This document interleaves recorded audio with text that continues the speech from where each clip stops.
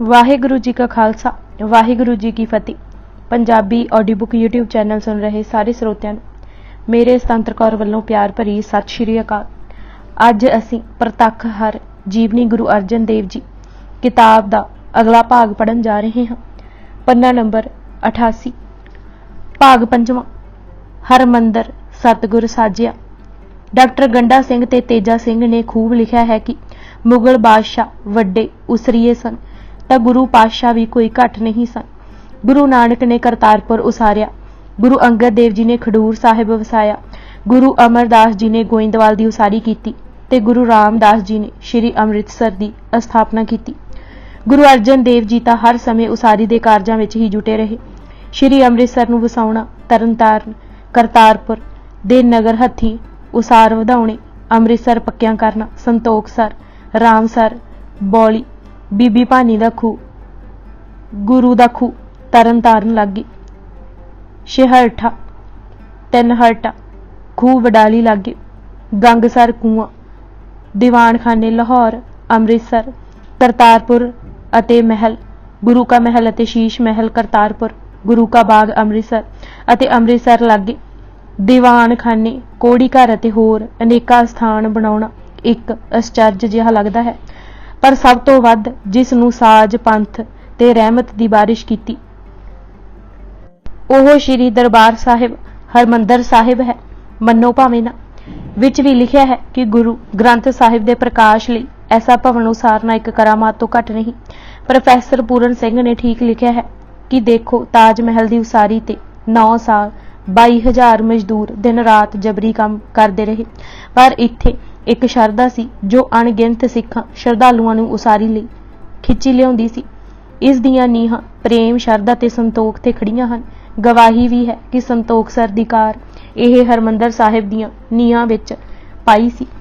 एक तां प्रभु हरि पास जाण लई संतोख दी नींह जरूरी है तां कि तृष्णा जल हो ना सके। दूजे कारीगर दे हिसाब नाल भी रेतले तल करके जमीनां जल छेती पी जांदियां सन। संतोखसर दी मिट्टी चीकणी भी सी, सो अमृतसर दा रेता कढ के चंगी चोखी ढुकाण तक इस विच पौड़ियां दे पक्के महल तक भर दिते गए। फिर जल खड़ो गया सी। श्री अमृतसर दे संपूर्ण हो जाण ते एक पुल सुरग द्वारिया ते बना दिता सी अते एक थड़ा जिहा भी उसार दिता सी जिथे अमृत वेले दा दीवान लगन लग गया सी। भाई गुरदास जी ने इस लई जगमग जोत जगन दा जिक्र कीता है। गुरु अर्जन देव जी ने इस थड़े वाली थां हरमंदर साहिब उसारन दा फैसला कीता। गुरु पातशाह दा कहना सी कि मंदिर तां बहुत तेरे हन, हरमंदर कोई नहीं। कोई ऐसा हरमंदर साजा जाए जो सर्व साझा होवे, वाहिगुरु दी सर्व व्यापकता दा झलकारा वजे। सिखां दी भगत माला विच वर्णन भी है कि गुरु अमरदास जी यह हुक्म कर गए सन कि अमृतसर विच ही हरमंदर रचना अते उस विच प्रकाश गुरु ग्रंथ दा करना। यह भी साख मिलती है कि जब श्री हरमंदर साहिब दा ताल बन रहा सी तां बहुतिਆਂ ने अनुभव भी कीता सी कि हर काम करावन आया। वाहिगुरु ने यह बचन कीते सन कि ऐसे मेरा मंदिर बनाउणा जिस सम कोई होर ना होवे, जिथे नित कीर्तन तो बगैर होर कुछ ना होवे, सिमरन ही सिमरन होवे, बंधन नास हो जाण सूरज प्रकाश के शब्दां विच। यह मेरो मंदिर बर होए जिसकी समता कहे न कोई, तीन लोक मह हो न जैसे, भजन प्रताप बन है नित ऐसो, नरक निवारण कारण मोख, मोरो सिमरन होए निर्दोख। जो नर शरदा धर उर परम, गाए कीर्तन होए निष्परम, मोह को मिले आए नह संसे, जन्म मरण को बंद बिवतन से। श्री हरमंदर साहिब दी साजना दी जो विधि अते विਉਂਤ गुरु जी ने बनाई अते यह तैरतां कीतियां उन्हां नूं इस तरह बयान किया जा सकता है। पहला इस हरमंदर दे 4 दरवाजे होण तां कि मनुखता दा प्रतीक दिसे। फिर दरवाजे किसी खास कूंट विच ना होण सगों 2-2 कूंटां विचकार एक दरवाजा होवे। जरा कु गौर नाल देखिया यह प्रगट हो जाएगा। हर की पौड़ी वाला दरवाजा पूरब दक्षिण विचकार है। सिख रैफरेंस लाइब्रेरी वाला दरवाजा दक्षिण पश्चिम विचकार है। दर्शनी दरवाजा पूरब उत्तर वाल है अते घंटा घर दी बाही वाला दरवाजा उत्तर पूरब विचाले है। ਇਹ ਤਾਂ ਕੀਤਾ ਗਿਆ ਕਿ ਕੋਈ ਪੂਰਬ ਨੂੰ ਪੂਜਦਾ ਸੀ ਅਤੇ ਕੋਈ ਪੱਛਮ ਨੂੰ। ਪੂਰਬ ਪੱਛਮ ਦੀ ਵਿਥ ਹੀ ਮਿਟਾ ਦਿੱਤੀ ਗਈ। ਫਿਰ ਸੂਰਜ ਦੀ ਪਹਿਲੀ ਕਿਰਨ ਸ਼੍ਰੀ ਦਰਬਾਰ ਸਾਹਿਬ ਅੰਦਰ ਜਾ ਹੀ ਨਹੀਂ ਸਕਦੀ। ਨਾਮੋ ਸੂਰਜੇ ਦੇ ਸਿਧਾਂਤ ਦੀ ਨੀਂਹ ਰੱਖੀ ਜਾ ਰਹੀ ਸੀ। ਫਿਰ 4 ਪ੍ਰਤੀਕ ਸੀ, ਚਾਰੇ ਵਰਨਾਂ ਦਾ, ਹਰ ਪ੍ਰਕਾਰ ਦੇ ਰੰਗ ਦਾ, 4 ਚੱਕਾਂ ਦਾ, 4 ਮੁਕਤੀਆਂ ਦਾ, 4 ਆਸ਼ਰਮਾਂ ਦਾ ਅਤੇ 4 ਵੇਦਾਂ ਦੇ ਤੱਤਾਂ ਦਾ। ਗਿਆਨੀ ਗਿਆਨ ਸਿੰਘ ਜੀ ਨੇ ਇਸੇ ਖਿਆਲ ਦੀ ਵਿਆਖਿਆ ਕਰਦੇ ਲਿਖਿਆ ਹੈ ਕਿ 4 ਤਰਫਾਂ ਤੋਂ 4 ਦਰਵਾਜ਼ਿਆਂ ਰਾਹੀਂ ਸੰਗਤਾਂ ਆਉਂਦੀਆਂ ਹਨ, 4 ਫਲ ਮਿਲਦੇ ਹਨ ਅਤੇ 4 ਪਹਿਰ ਅੱਖਰਾਂ ਵਾਹਿਗੁਰੂ ਦਾ ਉਚਾਰਨ ਹੁੰਦਾ ਰਹਿੰਦਾ ਹੈ। 4 ਆਸ਼ਰਮ ਹਰੀ ਦੇ ਧਿਆਨ ਵਿੱਚ ਜੁੜਦੇ ਹਨ। 4 ਸੰਪਰਦਾਵਾਂ ਸੰਨਿਆਸੀ, ਉਦਾਸੀ, ਵਿਰਾਗੀ ਤੇ ਨਿਰਮਲੇ ਸ਼੍ਰੀ ਹਰਿਮੰਦਰ ਸਾਹਿਬ ਆ ਕੇ ਸਿਰ ਝੁਕਾਉਂਦੀਆਂ ਹਨ। 4 ਪਦਾਰਥ ਤੇ ਵਿਭੂਤੀ ਦੀ ਤ੍ਰਿਪਤੀ ਇੱਥੋਂ ਹੁੰਦੀ ਹੈ। 4 ਸਾਧਨਾ ਵਿਵੇਕ, ਵੈਰਾਗ, ਖਟ ਸੰਪत्ति, ਮੁਕਤੀ, ਇੱਛਾ ਦੀ ਪੂਰਤੀ ਸੁੱਤੇ ਸਿੱਧ ਉੱਥੇ ਹੀ ਹੋ ਜਾਂਦੀ ਹੈ। ਦੂਜੇ ਹਰਿਮੰਦਰ ਸਾਹਿਬ ਬਿਲਕੁਲ ਪਾਣੀ ਦੀ ਸਤਹ ਤੇ ਹੀ ਬਿਠਾਇਆ ਗਿਆ ਹੈ। ਦੇਖਣ ਵਾਲੇ ਨੂੰ ਇੰਜ ਪ੍ਰਤੀਤ ਹੋਵੇ ਕਿ ਕਮਲ ਫੁੱਲ ਖਿੜਿਆ ਹੈ। ਹਰ ਜੀ ਦੇ ਅੰਦਰ ਆ ਜਾਣ ਨਾਲ ਹਿਰਦੇ ਦਾ ਕਮਲ ਫੁੱਲ ਹੀ ਖਿੜਦਾ ਹੈ। ਤੀਜੇ ਇਹ ਜਾਣ ਬੁੱਝ ਕੇ ਨੀਵੀਂ ਥਾਂ ਬਣਾਇਆ ਗਿਆ। ਪੌੜੀਆਂ ਉਤਰ ਕੇ ਸ਼੍ਰੀ ਹਰਿਮੰਦਰ ਸਾਹਿਬ ਜਾ ਸਕੀਦਾ ਹੈ। ਹਰ ਦਾ ਦਰ ਬਗੈਰ ਨਿਮਰਤਾ ਦੇ ਪਾਇਆ ਹੀ ਨਹੀਂ ਜਾ ਸਕਦਾ। ਫਿਰ ਗੁੰਬਦ ਵੀ ਬੈਠਵਾਂ ਰੱਖਿਆ ਜੋ ਨਿਮਰਤਾ ਦਾ ਹੀ ਪ੍ਰਤੀਕ ਸੀ। ਉਧਰ ਅਕਾਲ ਤਖਤ ਦੇ ਗੁੰਬਦ ਵੱਲ ਦੇਖਿਆ ਇਸ ਦੀ ਮਹੱਤਤਾ ਦੀ ਸੂਝ ਪਵੇਗੀ। ਅਕਾਲ ਤਖਤ ਦਾ ਗੁੰਬਦ ਖੜਾ ਹੈ, ਸਿੱਧਾ ਹੈ, ਜੋ ਅਣਖ ਅਤੇ ਜੁਰਤ ਦਾ ਪ੍ਰਤੀਕ ਹੈ। ਹਰਿਮੰਦਰ ਸਾਹਿਬ ਦਾ ਬੈਠਵਾਂ ਤੇ ਸਹਿਜ ਵਾਲਾ ਹੈ। ਹਰਿਮੰਦਰ ਸਾਹਿਬ ਦੇ ਗੁੰਬਦ ਤੇ ਕਮਲ ਫੁੱਲ ਪੁੱਠਾ ਰੱਖਿਆ ਹੈ। ਦੁਨੀਆ ਕਮਲ ਵਿੱਚ ਲక్ష్ਮੀ ਦਿਖਾਉਂਦੀ ਸੀ, ਇੱਥੇ ਕਮਲ ਉਲਟਾਇਆ ਹੈ, ਜੋ ਇੱਕ ਤਾਂ ਇਹ ਦਰਸਾਉਂਦਾ ਹੈ ਕਿ ਅੰਮ੍ਰਿਤ ਝਰਝਰ ਕਰ ਰਿਹਾ ਹੈ। ਦੂਜੇ ਜਿੱਥੇ ਹਰੀ ਦਾ ਵਾਸਾ ਹੈ ਉੱਥੇ ਮਾਇਆ ਪਿੱਛੇ ਲੱਗੀ ਫਿਰੇਗੀ। ਕਮਲ ਨੂੰ ਉਲਟਾਉਣਾ ਹੀ ਹਰੀ ਨੂੰ ਪਾਉਣਾ ਹੈ। ਚੌਥੇ ਹਰਿਮੰਦਰ ਸਾਹਿਬ ਦਾ ਜੀਵਨ ਹਰਕਤ ਦਾ ਲਖਾਇਕ ਹੈ। ਇਸ ਤੋਂ ਜੋ ਪਚੀਕਾਰੀ, ਗਿੱਲੇ ਪਲਸਤਰ ਤੇ ਮੀਨਾਕਾਰੀ ਤੇ ਚਿੱਤਰਕਾਰੀ ਕੀਤੀ ਗਈ, ਉਸ ਵਿੱਚ ਜ਼ਿੰਦਗੀ ਭਰੀ ਗਈ। ਮਹਾਰਾਜ ਦਾ ਇਹ ਵੀ ਭਾਵ ਸੀ ਜਿਵੇਂ ਪਚੀਕਾਰੀ ਕੀਤੀ ਜਾਂਦੀ ਹੈ, ਜੀਵਨ ਵੀ ਉਸ ਪ੍ਰਕਾਰ ਜੀਵਿਆ ਜਾਵੇ। ਪਚੀਕਾਰੀ ਦੇ ਕੰਮ ਵਿੱਚ ਹਰ ਇੱਕ ਛੋਟੇ ਤੋਂ ਛੋਟੇ ਫੁੱਲ ਟੁਕੜੇ ਨੂੰ ਬੜੇ ਹੁਨਰ ਨਾਲ ਤਰਾਸ਼ ਬਣਾ ਕੇ ਜੜਿਆ ਜਾਂਦਾ ਹੈ, ਪਹਿਲਾਂ ਇੱਕ ਫਿਰ ਦੂਜਾ। ਇਸੇ ਤਰ੍ਹਾਂ ਜੀਵਨ ਵੀ ਪਚੀਕਾਰੀ ਵਾਂਗ ਸਹਿਜੇ ਸਹਿਜੇ ਤਰਾਸ਼ ਜੜ ਕੇ ਸੁਹਾਵਣਾ ਬਣਾਇਆ ਜਾ ਸਕਦਾ ਹੈ। ਪਿੱਛੋਂ ਜੋ ਤਾਜ ਮਹਿਲ ਬਣਿਆ ਉਸ ਵਿੱਚ ਕਿਸੇ ਜਾਨਦਾਰ ਦੀ ਸ਼ਕਲ ਨਹੀਂ ਉਤਾਰੀ ਗਈ। ਇਹ ਦੇਖ ਕੇ ਹੀ ਇੱਕ ਸੈਲਾਨੀ ਨੇ ਕਿਹਾ ਸੀ, ਤਾਜ ਮਹਿਲ ਮੌਤ ਹੈ, ਹਰਿਮੰਦਰ ਸਾਹਿਬ ਜ਼ਿੰਦਗੀ ਹੈ। ਕਦੀ ਕਦੀ ਕੋਮਲ ਹੁਨਰਾਂ ਦਾ ਪਾਰਖੂ ਧਿਆਨ ਦੁਆਰਾ ਦੇਖੇ ਅਤੇ ਆਪਣੀ ਰੂਹ ਦੀ ਸੁਰਤ ਵਿੱਚ ਲੀਨ ਹੋ ਕੇ ਕੁਝ ਦਿਨ ਚਿੱਤੋਂ ਹਰਿਮੰਦਰ ਦੇ ਰੂਪ ਅਨੂਪ ਨੂੰ ਦੇਖਣ ਵਿੱਚ ਖਰਚ ਕਰੇ, ਤਦ ਉਹ ਜਾਣ ਜਾਏਗਾ ਕਿ ਇੱਥੇ ਇੱਕ ਦੀ ਪੂਜਾ ਕਿਵੇਂ ਹੁੰਦੀ ਹੈ। ਕਿਧਰੇ ਸਾਰੀ ਸੁਖਮਣੀ ਦੇ ਸ਼ਲੋਕ ਉਕਰੇ ਹੋਏ ਹਨ, ਕਿਧਰੇ ਜਪਜੀ ਦੇ ਪੱਤਰੇ ਲੱਗੇ ਹੋਏ ਹਨ, ਕਿਧਰੇ ਸਾਰੇ ਪ੍ਰਭੂ ਦੀ ਯਾਦ ਵਿੱਚ ਲੱਗੇ ਹੋਏ ਹਨ। ਚਿੱਤਰਾਂ ਵਿੱਚ ਹੇਠਾਂ ਸਮੁੰਦਰ ਵਿੱਚ ਮੱਛ ਕੱਛ ਹਨ। ਫਿਰ ਜਾਨਵਰ, ਹਾਥੀ, ਸੱਪ ਧਰਤੀ ਤੇ ਫਿਰ ਰਹੇ ਹਨ। ਬੱਚੇ ਨੂੰ ਸੱਪ ਲਪੇਟੀ ਬੈਠੇ ਹਨ। ਮੋਰ ਪਹਿਲਾਂ ਪਾਉਂਦੇ ਹਨ ਅਤੇ ਪੰਛੀ ਉੱਡ ਰਹੇ ਹਨ। ਇਹ ਦਰਸਾ ਰਿਹਾ ਹੈ ਕਿ ਵਾਹਿਗੁਰੂ ਦੀ ਹਜ਼ੂਰੀ ਦਾ ਆਨੰਦ ਕਿਵੇਂ ਮਾਣਨਾ ਹੈ ਅਤੇ ਮਾਣਨ ਵਾਲੇ ਦੀ ਦਸ਼ਾ ਕੀ ਹੁੰਦੀ ਹੈ। ਜੀਵ ਨੂੰ ਮਾਇਆ ਦੀ ਲੋੜ ਹੈ, ਨਿਰਬਾਹ ਮਾਇਆ ਬਗੈਰ ਨਹੀਂ। ਹਾਥੀ ਵਿੱਚ ਬੜੀ ਸ਼ਕਤੀ ਹੈ, ਪਰ ਮਾਇਆ ਦਾ ਮਾਰਿਆ ਸ਼ਕਤੀ ਗਵਾ ਲੈਂਦਾ ਹੈ। ਹਾਥੀ ਨੂੰ ਸੱਪ ਘੇਰੀ ਖਲੋਤੇ ਹਨ, ਹਿੱਲਣ ਜੁਲਣ ਨਹੀਂ ਦਿੰਦੇ। ਹਾਥੀ ਨੂੰ ਕਾਬੂ ਕਰਨ ਲਈ ਬਾਣੀ, ਨਾਮ ਸਿਮਰਨ ਦੀ ਲੋੜ ਹੈ। ਕੋਲ ਹੀ ਇੱਕ ਬੱਚਾ ਦਿਖਾਇਆ ਹੈ ਜਿਸ ਨੂੰ ਸੱਪ ਨੇ ਲਪੇਟਿਆ ਹੋਇਆ ਹੈ। ਉਸ ਦੇ ਉੱਤੇ ਹੀ ਪੰਛੀ ਉਡਾਰੀਆਂ ਮਾਰ ਰਹੇ ਹਨ ਅਤੇ ਮੋਰ ਪਹਿਲਾਂ ਪਾ ਰਹੇ ਹਨ। ਜਦ ਜੀਵ ਆਤਮਾ ਮਾਇਆ ਦੇ ਚੁੰਗਲ ਵਿੱਚੋਂ ਨਿਕਲ ਜਾਏਗੀ ਤਾਂ ਪੰਛੀਆਂ ਵਾਂਗ ਉਡਾਰੀਆਂ ਲਾਏਗੀ ਅਤੇ ਮੋਰਾਂ ਵਾਂਗ ਪਹਿਲਾਂ।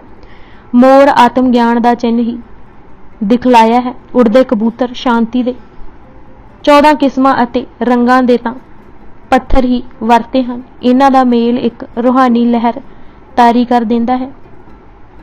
14 ਕਿਸਮਾਂ ਇਹ ਹਨ: ਹਲਕਾ ਕਾਲਾ, ਗੂੜਾ ਕਾਲਾ, ਲਾਲ ਗੁਲਾਬੀ ਭਾ ਮਾਰਦਾ, ਪੀਲਾ ਸੰਤਰੀ, ਸਮੁੰਦਰੀ ਆਕਾਸ਼ੀ ਇਕੱਠਾ, ਨੀਲੀ ਭਾ, ਗੂੜਾ ਹਰਾ, ਨਿਰੋਲ ਹਰਾ, ਹਲਕਾ ਹਰਾ, ਚਿੱਟੇ, ਨੀਲੇ, ਹਰੇ ਅਤੇ ਹਲਕੇ ਜਿਹੇ ਹਰੇ ਦਾ ਮੇਲ।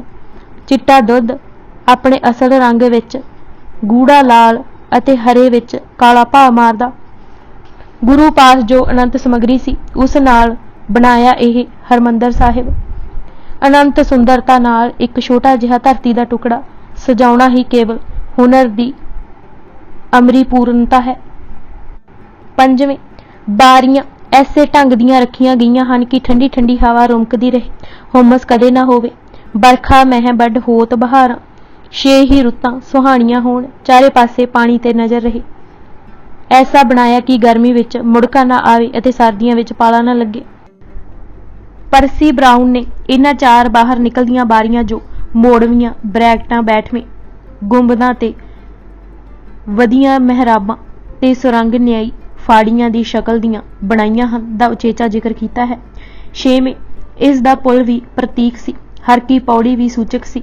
ਦਰਸ਼ਨੀ ਡਿਓੜੀ ਤੋਂ ਹਰਮੰਦਰ ਸਾਹਿਬ ਤੱਕ ਦੇ ਪੁਲ ਦਾ ਫਾਸਲਾ 84 ਕਦਮ ਹੈ, ਜੋ ਇਹ ਦਰਸਾਉਂਦਾ ਹੈ ਕਿ ਨਿਮਰਤਾ ਧਾਰ ਸਤਿਗੁਰ ਸ਼ਬਦ ਸਰਵਣ ਕੋ ਕਰੇ, ਸਰਬ ਔਰ ਤੇ ਮਨ ਕੋ ਥਿਰੇ।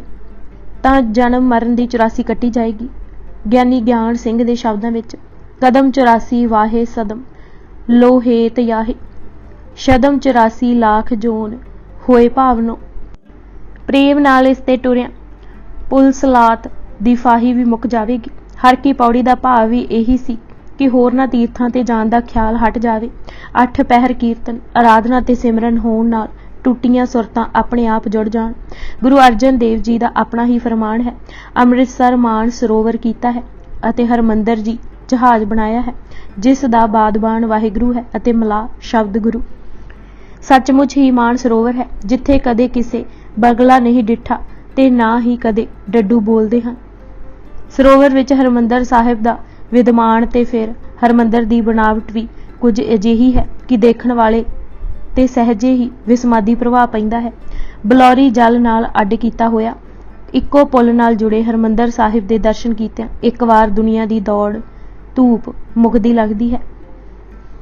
ਇਸ ਹਰਮੰਦਰ ਸਾਹਿਬ ਦੀ ਨੀਂਹ ਜਨਵਰੀ ਦੀ 3 ਸਨ 1597 ਈਸਵੀ ਨੂੰ ਗੁਰੂ ਮਹਾਰਾਜ ਨੇ ਗਿਆਨੀ ਗਿਆਨ ਸਿੰਘ ਜੀ ਦੇ ਕਥਨ ਅਨੁਸਾਰ ਪ੍ਰਸਿੱਧ ਸੂਫੀ ਫਕੀਰ ਮੀਆਂ ਮੀਰ ਜੀ ਕੋਲੋਂ ਰਖਵਾਈ। ਕਾਰੀਗਰ ਨੇ ਪਲਟ ਕੇ ਫਿਰ ਲਗਾਈ ਸੀ, ਮੀਆਂ ਮੀਰ ਤੈ ਨਿਉ ਰਖਾਈ, ਕਾਰੀਗਰ ਪਲਟ ਕਰ ਲਾਈ। ਗੁਲਾਮ ਮਹੀਉਦੀਨ, ਜਿਸ ਨੂੰ ਬੂਟੇ ਸ਼ਾਹ ਵੀ ਕਹਿੰਦੇ ਹਨ, ਨੇ ਤਵਾਰੀਖ ਏ ਪੰਜਾਬ ਦੇ ਪੰਨਾ 139 ਤੇ ਲਿਖਿਆ ਹੈ, ਸ਼ਾਹ ਮੀਆਂ ਮੀਰ ਅੰਮ੍ਰਿਤਸਰ ਗੁਰੂ ਅਰਜਨ ਦੇਵ ਜੀ ਦੀ ਬਿਨੇ ਕਰਨ ਤੇ ਆਏ ਅਤੇ ਆਪਣੇ ਪਾਵਨ ਹੱਥਾਂ ਨਾਲ 4 ਇੱਟਾਂ 4 ਦਿਸ਼ਾਵਾਂ ਵਿੱਚ ਅਤੇ ਇੱਕ ਚਾਰਾਂ ਦੇ ਵਿਚਕਾਰ ਨੀਂਹ ਦੇ ਤੱਟ ਤੇ ਰੱਖੀ। ਸੋਹਣ ਲਾਲ ਸੂਰੀ ਨੇ ਵੀ ਆਪਣੀ ਕਿਰਤ ਉਮਦਾਦ ਤਵਾਰੀਖ ਦੀ ਪਹਿਲੀ ਜਿਲਦ ਵਿੱਚ ਇਸੇ ਭਾਵ ਦਾ ਲਿਖਿਆ ਹੈ ਕਿ ਗੁਰੂ ਅਰਜਨ ਦੇਵ ਜੀ ਆਪੂ ਲਾਹੌਰ ਗਏ ਅਤੇ ਮੀਆਂ ਮੀਰ ਨੂੰ ਅੰਮ੍ਰਿਤਸਰ ਵਿੱਚ ਆ ਕੇ ਹਰਮੰਦਰ ਦੀ ਨੀਂਹ ਰੱਖਣ ਲਈ ਕਿਹਾ। ਕਾਰੀਗਰ ਨੂੰ ਬੁਲਾ ਕੇ ਸਾਰੀ ਵਿਉਂਤ ਗੁਰੂ ਜੀ ਨੇ ਸਮਝਾ ਦਿੱਤੀ। ਹੁਕਮ ਕੀਤਾ ਕਿ ਹਰਮੰਦਰ ਸਾਹਿਬ ਦੀਆਂ ਨੁਕਰਾਂ 4 ਦਿਸ਼ਾਵਾਂ ਵੱਲ ਰੱਖੋ ਅਤੇ ਚਾਰੇ ਦਰਵਾਜ਼ੇ 4 ਕੋਨਿਆਂ ਤੇ। ਹਰਮੰਦਰ ਸਾਹਿਬ ਦੀ ਕੁਰਸੀ ਤਾਲ ਤੇ ਤੀਰ ਤੋਂ ਉੱਚੀ ਕਰਕੇ ਹੇਠਾਂ ਮਿਹਰਾਬ ਉਸਾਰੋ। ਪੂਰਬ ਵੱਲ ਹਰ ਕੀ ਪੌੜੀ, ਚਾਰੇ ਪਾਸੇ ਪਰਕਰਮਾ, 2 ਛੱਤ ਹੋਣ ਤੇ ਵਿਚਕਾਰ ਗੁੰਬਦ ਬੈਠਵਾਂ। ਹਰਮੰਦਰ ਦੀ ਉਸਾਰੀ ਲਈ ਗੁਰੂ ਜੀ ਆਪੂ ਕੋਲ ਖੜੇ ਰਹਿੰਦੇ ਸਨ। ਗਾਰਾ ਕੱਚਾ ਨਹੀਂ ਲਗਾਉਣ ਦਿੱਤਾ। ਵਧੇਰੇ ਪ੍ਰਬੰਧ ਲਈ ਅਤੇ ਆਈਆਂ ਸੰਗਤਾਂ ਦੇ ਸੁੱਖ ਆਰਾਮ ਲਈ ਆਪ ਜੀ ਨੇ ਭਾਈ ਉਮਰਾ ਸ਼ਾਹ, ਭਾਈ ਜੇਠਾ ਅਤੇ ਭਾਈ ਪਿਰਾਣਾ ਨੂੰ ਨਿਯਤ ਕੀਤਾ, ਭਾਈ ਕਲਿਆਣਾ ਜੀ ਨੂੰ ਮੰਡੀ, ਭਾਈ ਆਦਮ ਨੂੰ ਮਾਲਵਾ, ਭਾਈ ਲੰਗਾਹ ਨੂੰ ਮਾਝੇ, ਭਾਈ ਭੱਟੜ, ਭਾਈ ਧਾਰੋ ਨੂੰ ਦੂਰ ਪੂਰਬ ਵੱਲ ਭੇਜਿਆ ਕਿ ਜਾ ਕੇ ਸੰਗਤਾਂ ਨੂੰ ਸੁਚੇਤ ਵੀ ਕਰਨ, ਨਾਮ ਦੇ ਛੱਟੇ ਵੀ ਮਾਰਨ ਅਤੇ 22ਵੀਂ ਦਸਵੰਧ ਦੀ ਰਕਮ ਵੀ ਭਿਜਵਾਉਣ। ਦਸਵੰਧ ਦੀ ਮਰਿਆਦਾ ਆਪ ਜੀ ਨੇ ਬੰਨ੍ਹ ਦਿੱਤੀ ਸੀ। ਇਸ ਨਾਲ 22ਵੀਂ ਭੇਟਾ ਗੁਰੂ ਦਰਬਾਰ ਵਿੱਚ ਪੁੱਜਣ ਲੱਗ ਪਈ ਸੀ। ਮੁਹਾਸਨ ਫਾਨੀ ਨੇ ਲਿਖਿਆ ਹੈ ਕਿ ਮੁਗਲਾਂ ਦਾ ਮਾਲੀਆ ਇਕੱਠਾ ਹੋਇਆ ਜਾਂ ਨਹੀਂ, ਪਰ ਦਸਵੰਧ ਦੀ ਰਕਮ ਨੇਮ ਨਾਲ ਗੁਰੂ ਜੀ ਪਾਸ ਅੰਮ੍ਰਿਤਸਰ ਪੁੱਜਦੀ। ਬਾਬਾ ਬੁੱਢਾ ਜੀ ਪ੍ਰਕਰਮਾਂ ਦੀ ਸੇਵਾ ਦੇਖਦੇ। ਗੁਰੂ ਅਰਜਨ ਦੇਵ ਜੀ ਆਪੂ ਇਲਾਇਚੀ ਬੇਰੀ ਹੇਠਾਂ ਬੈਠ ਪੂਰੀ ਨਿਗਰਾਨੀ ਰੱਖਦੇ। ਸਿੱਖਾਂ ਨੂੰ ਨਿਸ਼ਕਾਮ ਹੱਥੀ ਸੇਵਾ ਕਰਦੇ ਦੇਖ ਸਰੀਰ ਤੇ ਸੱਟਾਂ ਚੋਟਾਂ ਦੀ ਪਰਵਾਹ ਨਾ ਕਰਦੇ ਦਿਨ ਰਾਤ ਜੁਟੇ ਦੇਖ ਗੁਰੂ ਜੀ ਗਦਗਦ ਹੁੰਦੇ। ਇੱਥੇ ਹੀ ਪਿੱਛੋਂ ਹਜ਼ਾਰਾਂ ਗੁਰਸਿੱਖਾਂ ਦੇ ਸੀਸ ਚੜੇ। ਇੱਟ ਇੱਟ, ਪੱਤਾ ਪੱਤਾ, ਜ਼ਰਾ ਜ਼ਰਾ ਭਾਵਾਂ ਨਾਲ ਭਰਿਆ ਹੋਇਆ ਹੈ। ਪਰਸੀ ਬਰਾਊਨ ਨੇ ਦਰਬਾਰ ਸਾਹਿਬ ਦੇਖ ਇਸੇ ਲਈ ਕਿਹਾ ਸੀ ਕਿ ਕਿਸੇ ਕੌਮ ਦੇ ਧਾਰਮਿਕ ਵਲਵਲਿਆਂ ਨੂੰ ਜੇ ਕਿਸੇ ਸੰਗੇ ਮਰਮਰ, ਸ਼ੀਸ਼ੇ, ਰੰਗ ਤੇ ਧਾਤ ਵਿੱਚ ਮੂਰਤੀਮਾਨ ਹੋਇਆ ਦੇਖਣਾ ਹੈ ਤਾਂ ਦਰਬਾਰ ਸਾਹਿਬ ਦੇਖੇ। ਹਰਮੰਦਰ ਦੀ ਸੰਪੂਰਨਤਾ 3 ਸਾਲਾਂ ਵਿੱਚ ਹੋਈ। ਜਦ ਮੁਕੰਮਲ ਹੋ ਗਿਆ ਤਾਂ ਆਪ ਜੀ ਨੇ ਸ਼ੁਕਰਾਨੇ ਦਾ ਸ਼ਬਦ ਸੰਤਾਂ ਕੇ ਕਾਰਜ ਆਪ ਖਲੋਇਆ, ਉਚਾਰਿਆ ਅਤੇ ਬਚਨ ਕੀਤੇ। ਹਰੀ ਹਾਂ ਨਾਨਕ ਕਸਮਲ ਜਾਹੇ, ਨਾਇਆ ਰਾਮਦਾਸ ਸਰ। ਇਹ ਵੀ ਫਰਮਾਇਆ ਕਿ ਜੋ ਸ਼ਰਧਾ ਨਾਲ ਕੀਰਤਨ ਗਾਏ ਸੁਣੇਗਾ ਉਸ ਦਾ ਵਾਹਿਗੁਰੂ ਨਾਲ ਮਿਲਾਪ ਵਸ਼ ਹੋਏਗਾ। ਇਹ ਸੱਚ ਹੈ ਕਿ ਅਨੇਕਾਂ ਨੂੰ ਇੱਥੋਂ ਰੋਸ਼ਨੀ ਮਿਲੀ। ਸਿੱਖ ਤਾਂ ਇੱਥੇ ਹੀ ਪੁੱਜ ਮਰ ਜਿਉਂਦੇ ਰਹੇ। ਦੋਖੀਆਂ ਵੱਲੋਂ ਅੰਮ੍ਰਿਤਸਰ ਨੂੰ ਪੂਰਨ ਅਤੇ ਹਰਿਮੰਦਰ ਸਾਹਿਬ ਨੂੰ ਢਾਉਣ ਦੇ ਅਨੇਕਾਂ ਯਤਨ ਹੋਏ, ਪਰ ਸਿੱਖ ਜਾਨਾਂ ਹੀਲ ਕੇ ਦਰਸ਼ਨ ਇਸ਼ਨਾਨ ਕਰਦੇ। ਸ਼੍ਰੀ ਅੰਮ੍ਰਿਤਸਰ ਸਿੱਖਾਂ ਦੇ ਹਾਵ ਭਾਵ ਦਾ ਪ੍ਰਤੀਕ ਬਣ ਗਿਆ ਸੀ ਅਤੇ ਹਰਿਮੰਦਰ ਸਾਹਿਬ ਰੌਸ਼ਨੀ ਦਾ ਮੀਨਾਰ। ਸਿੱਖ ਕੌਮ ਤੇ ਕੋਈ ਭੀੜ ਪਈ, ਕੋਈ ਗੁਰਮਤਾ ਕਰਨਾ ਚਾਹਿਆ, ਕਿਸੇ ਦੀ ਮਦਦ ਤੇ ਆਉਣ ਲੋੜਿਆਂ ਜਾਂ ਦੁਰਾਨੀ ਅਤੇ ਅਬਦਾਲੀ ਦੇ ਹੱਲਿਆਂ ਨੂੰ ਰੋਕਣ ਲਈ ਵਿਉਂਤਾਂ ਬਣਾਉਣੀਆਂ ਸੋਚਿਆ ਹਰ ਵੇਲੇ ਸ਼੍ਰੀ ਅੰਮ੍ਰਿਤਸਰ ਜੁੜਦੇ। ਜਿਤਨੇ ਸੀਸ ਸਿੱਖਾਂ ਦੇ ਸ਼੍ਰੀ ਦਰਬਾਰ ਸਾਹਿਬ ਦੀ ਰੱਖਿਆ ਤੇ ਲੱਗੇ ਹਨ, ਜੇ ਸਾਰੇ ਇਕੱਠੇ ਕਰਕੇ ਪ੍ਰਕਰਮਾਂ ਵਿੱਚ ਰੱਖੀਏ, ਪਤਾ ਨਹੀਂ ਫਿਰ ਵੀ ਸਮਾ ਸਕਣ ਜਾਂ ਨਾ।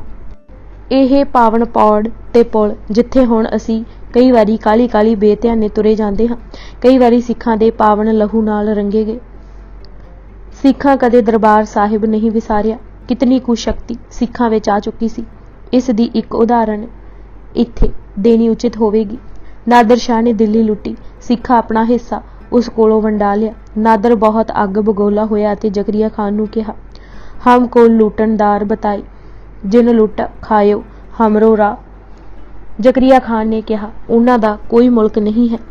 ਖੜੇ ਸੋਵੇ ਔ ਚਲਤੇ ਖਾਹੇ, ਨਹਿ ਬੈਠੇ ਵੈ ਕਿਤੇ ਗਿਰਾਏ, ਰਹੇ ਚਾਓ ਉਨ ਮਰਨ ਕੋ, ਦੀਨ ਮਜ਼ਹਬ ਕਹਿ ਪਾਏ। ਹਮ ਮਾਰਤ ਉਨ ਥੱਕ ਗਏ, ਉਏ ਘਟਤ ਨਾ ਕਿਤਹੂ ਦਾਏ। ਇਹ ਸੁਣ ਕੇ ਨਾਦਰ ਨੇ ਪੰਥ ਦੀ ਸਾਰੀ ਵਾਰਤਾ ਸੁਣਨੀ ਚਾਹੀ। ਜ਼ਕਰੀਆ ਖਾਨ ਨੇ ਗੁਰੂ ਨਾਨਕ ਤੋਂ ਲੈ ਕੇ ਪੰਥ ਸਾਜਣ ਤੱਕ ਦੱਸੀ ਅਤੇ ਕੁਰਬਾਨੀਆਂ ਦਾ ਵੇਰਵਾ ਦਿੱਤਾ ਅਤੇ ਕਿਹਾ, ਇਹਨਾਂ ਕੋਲੋਂ ਇੱਕ ਸੁਦਾਸਰ ਅੰਮ੍ਰਿਤਸਰ ਹੈ, ਵਿਚਕਾਰ ਹਰਿਮੰਦਰ ਹੈ, ਉੱਥੇ ਇਸ਼ਨਾਨ ਕਰ, ਦਰਸ਼ਨ ਕਰ, ਐਸੀ ਸ਼ਕਤੀ ਲੈਂਦੇ ਹਨ, ਫਿਰ ਕਿਸੇ ਨੂੰ ਅੱਖਾਂ ਹੇਠਾਂ ਨਹੀਂ ਲਿਆਉਂਦੇ।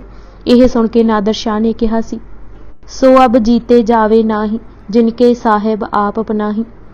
ਜਿਸ ਦਾ ਰੱਖਿਅਕ ਆਪ ਖੁਦਾ ਹੈ, ਉਸ ਨੂੰ ਕੋਈ ਕਿਤਨੇ ਯਤਨਾਂ ਨਾਲ ਵੀ ਜਿੱਤ ਨਹੀਂ ਸਕਦਾ। ਫਿਰ ਅਬਦਾਲੀ ਨੇ ਹਰਿਮੰਦਰ ਸਾਹਿਬ ਤੋਪਾਂ ਨਾਲ ਉਡਾਇਆ, ਪਰ ਹਰਿਮੰਦਰ ਸਾਹਿਬ ਦੀ ਹੀ ਇੱਟ ਉੱਥੇ ਉਸ ਨੂੰ ਐਸੀ ਲੱਗੀ ਕਿ ਜਾਨ ਗਵਾ ਬੈਠਾ।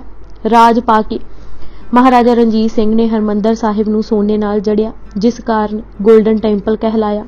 ਮਹਾਰਾਜਾ ਰਣਜੀਤ ਸਿੰਘ ਨੇ ਸਾਰੀ ਉਮਰ ਪਿੱਠ ਸ਼੍ਰੀ ਦਰਬਾਰ ਸਾਹਿਬ ਨਹੀਂ ਕੀਤੀ। ਐਸੀ ਕੁਰਸੀ ਬਣਵਾ ਲਈ ਕਿ ਬੈਠਦਿਆਂ ਸਾਰ ਉਸ ਦਾ ਮੂੰਹ ਦਰਬਾਰ ਸਾਹਿਬ ਵੱਲ ਹੋ ਜਾਂਦਾ ਸੀ। ਹਰਿਮੰਦਰ ਹੀ ਸਾਡਾ ਵਤਨ ਹੈ, ਸਾਡਾ ਘਰ ਹੈ। ਕਿਸੇ ਨੂੰ ਕਿਸੇ ਦਾ ਮਾਣ, ਪਰ ਸਾਡਾ ਸਭ ਕੁਝ ਹਰਿਮੰਦਰ ਹੈ। ਸਾਡਾ ਲੋਕ ਪਰਲੋਕ ਇਹ ਹੈ। ਹਰਿਮੰਦਰ ਦਾ ਪਿਆਰ, ਹਰਿਮੰਦਰ ਦੇ ਆਤਮਿਕ ਝੰਡੇ ਦੀ ਮਾਨਸਿਕ ਤਾਬੇਦਾਰੀ, ਇਹ ਸਾਡਾ ਰਾਹ, ਜਪ, ਪਾਠ, ਪੂਜਾ। ਜਿੱਥੇ ਪੰਥਕ ਜਥੇਬੰਦੀ ਦਾ ਇਹ ਧਿਆਨ ਸਥਾਨ ਰਿਹਾ, ਉੱਥੇ ਅਨੇਕਾਂ ਨੂੰ ਆਤਮਿਕ ਰੌਸ਼ਨੀ ਵੀ ਇੱਥੋਂ ਹੀ ਮਿਲੀ। ਇੱਕ ਸਾਧੂ ਨੇ ਬਹੁਤ ਸੋਹਣਾ ਕਿਹਾ ਹੈ ਕਿ ਅਵਤਾਰ ਆਏ, ਆਪਣੇ ਸਮੇਂ ਦੇ ਲੋਕਾਂ ਦਾ ਉਧਾਰ ਕਰਕੇ ਚਲੇ ਗਏ, ਪਰ ਦੇਖੋ ਗੁਰੂ ਜੀ ਆਏ ਔਰ ਫਿਰ ਗਏ ਹੀ ਨਹੀਂ। ਸਰਬ ਕਾਲ ਸਰਬ ਦਾ ਉਧਾਰ ਕਰਨ ਲਈ ਕੀਰਤਨ ਦਾ ਰੂਪ ਧਾਰ ਸ਼੍ਰੀ ਅੰਮ੍ਰਿਤਸਰ ਬੈਠ ਗਏ। ਇੱਕ ਵੈਸ਼ਨਵ ਸਾਧੂ ਜਦ ਸ਼੍ਰੀ ਦਰਬਾਰ ਸਾਹਿਬ ਆਇਆ, ਉਸ ਦਾ ਧਿਆਨ ਕ੍ਰਿਸ਼ਨ ਵਿੱਚ ਰਹਿੰਦਾ ਸੀ। ਇੱਥੇ ਆ ਕੇ ਸੁਰਤ ਪ੍ਰਭੂ ਵਿੱਚ ਜੁੜ ਗਈ। ਉਸ ਕਿਹਾ, ਬੁਝੀਆਂ ਹੋਈਆਂ ਆਤਮਾਵਾਂ ਵੀ ਜਗਮਗਾ ਪੈਂਦੀਆਂ ਹਨ। ਇੱਕ ਹੋਰ ਨੇ ਕਿਹਾ ਸੀ, ਜਦ ਕਦੇ ਸੁਰਤ ਤੇ ਸ਼ਬਦ ਦਾ ਵਿਛੋੜਾ ਪੈਂਦਾ ਹੈ ਤਾਂ ਇੱਥੇ ਆ ਕੇ ਗੁੰਮ ਹੋ ਗਈ ਲਗਨ ਜਾਗ ਪੈਂਦੀ ਹੈ। ਨਾਮ ਦਾ ਸਿਮਰਨ ਆਪੇ ਹੀ ਚੱਲ ਪੈਂਦਾ ਹੈ ਅਤੇ ਰਸਮਈ ਵੀ ਹੋ ਜਾਂਦਾ ਹੈ। ਪ੍ਰੋਫੈਸਰ ਪੂਰਨ ਸਿੰਘ ਨੇ ਬੁੱਕ ਆਫ 10 ਮਾਸਟਰਸ ਵਿੱਚ ਲਿਖਿਆ ਹੈ ਕਿ ਫਰਾਂਸੀਸੀ ਕਲਾਕਾਰ ਮਿਸਟਰ ਜਾਰਲ ਇੱਥੇ ਆਇਆ ਅਤੇ ਹਰਿਮੰਦਰ ਸਾਹਿਬ ਦੀ ਤਸਵੀਰ ਬਣਾ ਕੇ ਲੈ ਗਿਆ।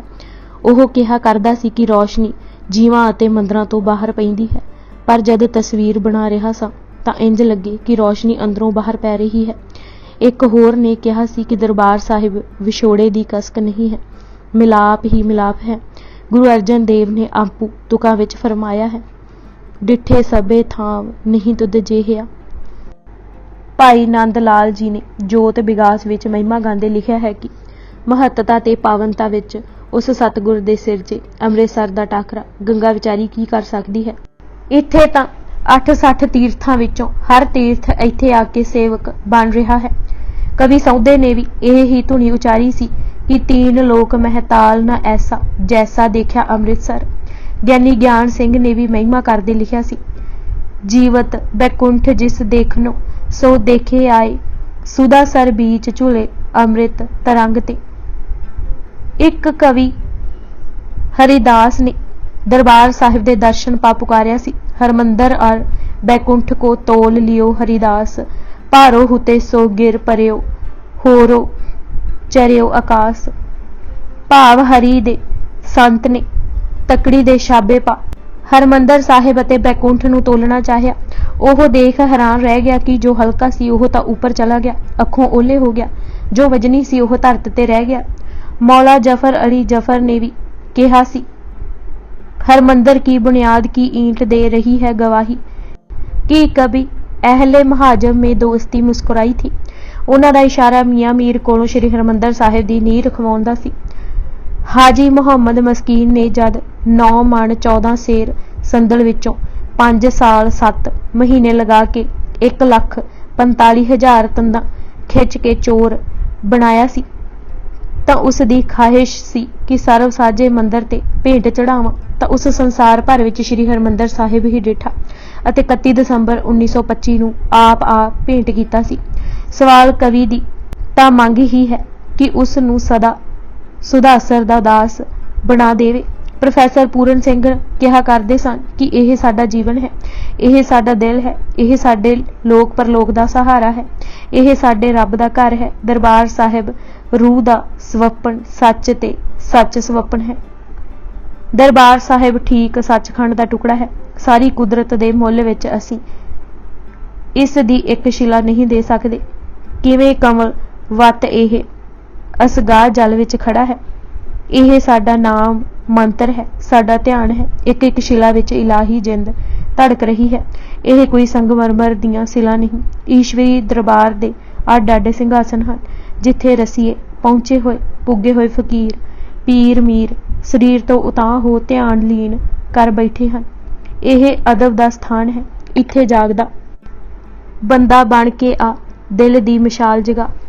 जरा गौर नाल देख, इत्थे आकाश धरती सूरज चन्न तारे जल समुंदर पहाड़ नदी हवा राग रस भजन भगती प्यार हरि नाम तीर्थ यात्रा मंदिर पूजा अनंत भाव प्यार दे रंग रस दे दर्जे देवी देवते फकीर धर्म मिठत भीड़ा मेला सुरत दियां लोड़ां दियां पूर्तियां जीवन मौत रात दिन दोपहर अमृत वेला लोक परलोक अपने भगतां लई छुप प्रगट अते अप्रगट गुप्त अदृश्य दर्शन अते दर्शन अदर्शन बिरहां दी तड़प अते दर्शन दी ठंड अते अकाल पुरख दी अमूरत मूर्ति ते मूरत अमूर्ति ते इहो जिहियां होर अणगिणत चीज़ां किस दिव रस नाल किस मालक बुद्धि नाल इस हरमंदर दी अनूप कला विच आण जौहरी वांग जड़ियां हन। अदृश्य नूं दृश्यमान कर दिता है अते दृश्यमान नूं सुपने दे रंग दे के अदृश्य वत कर दिता है।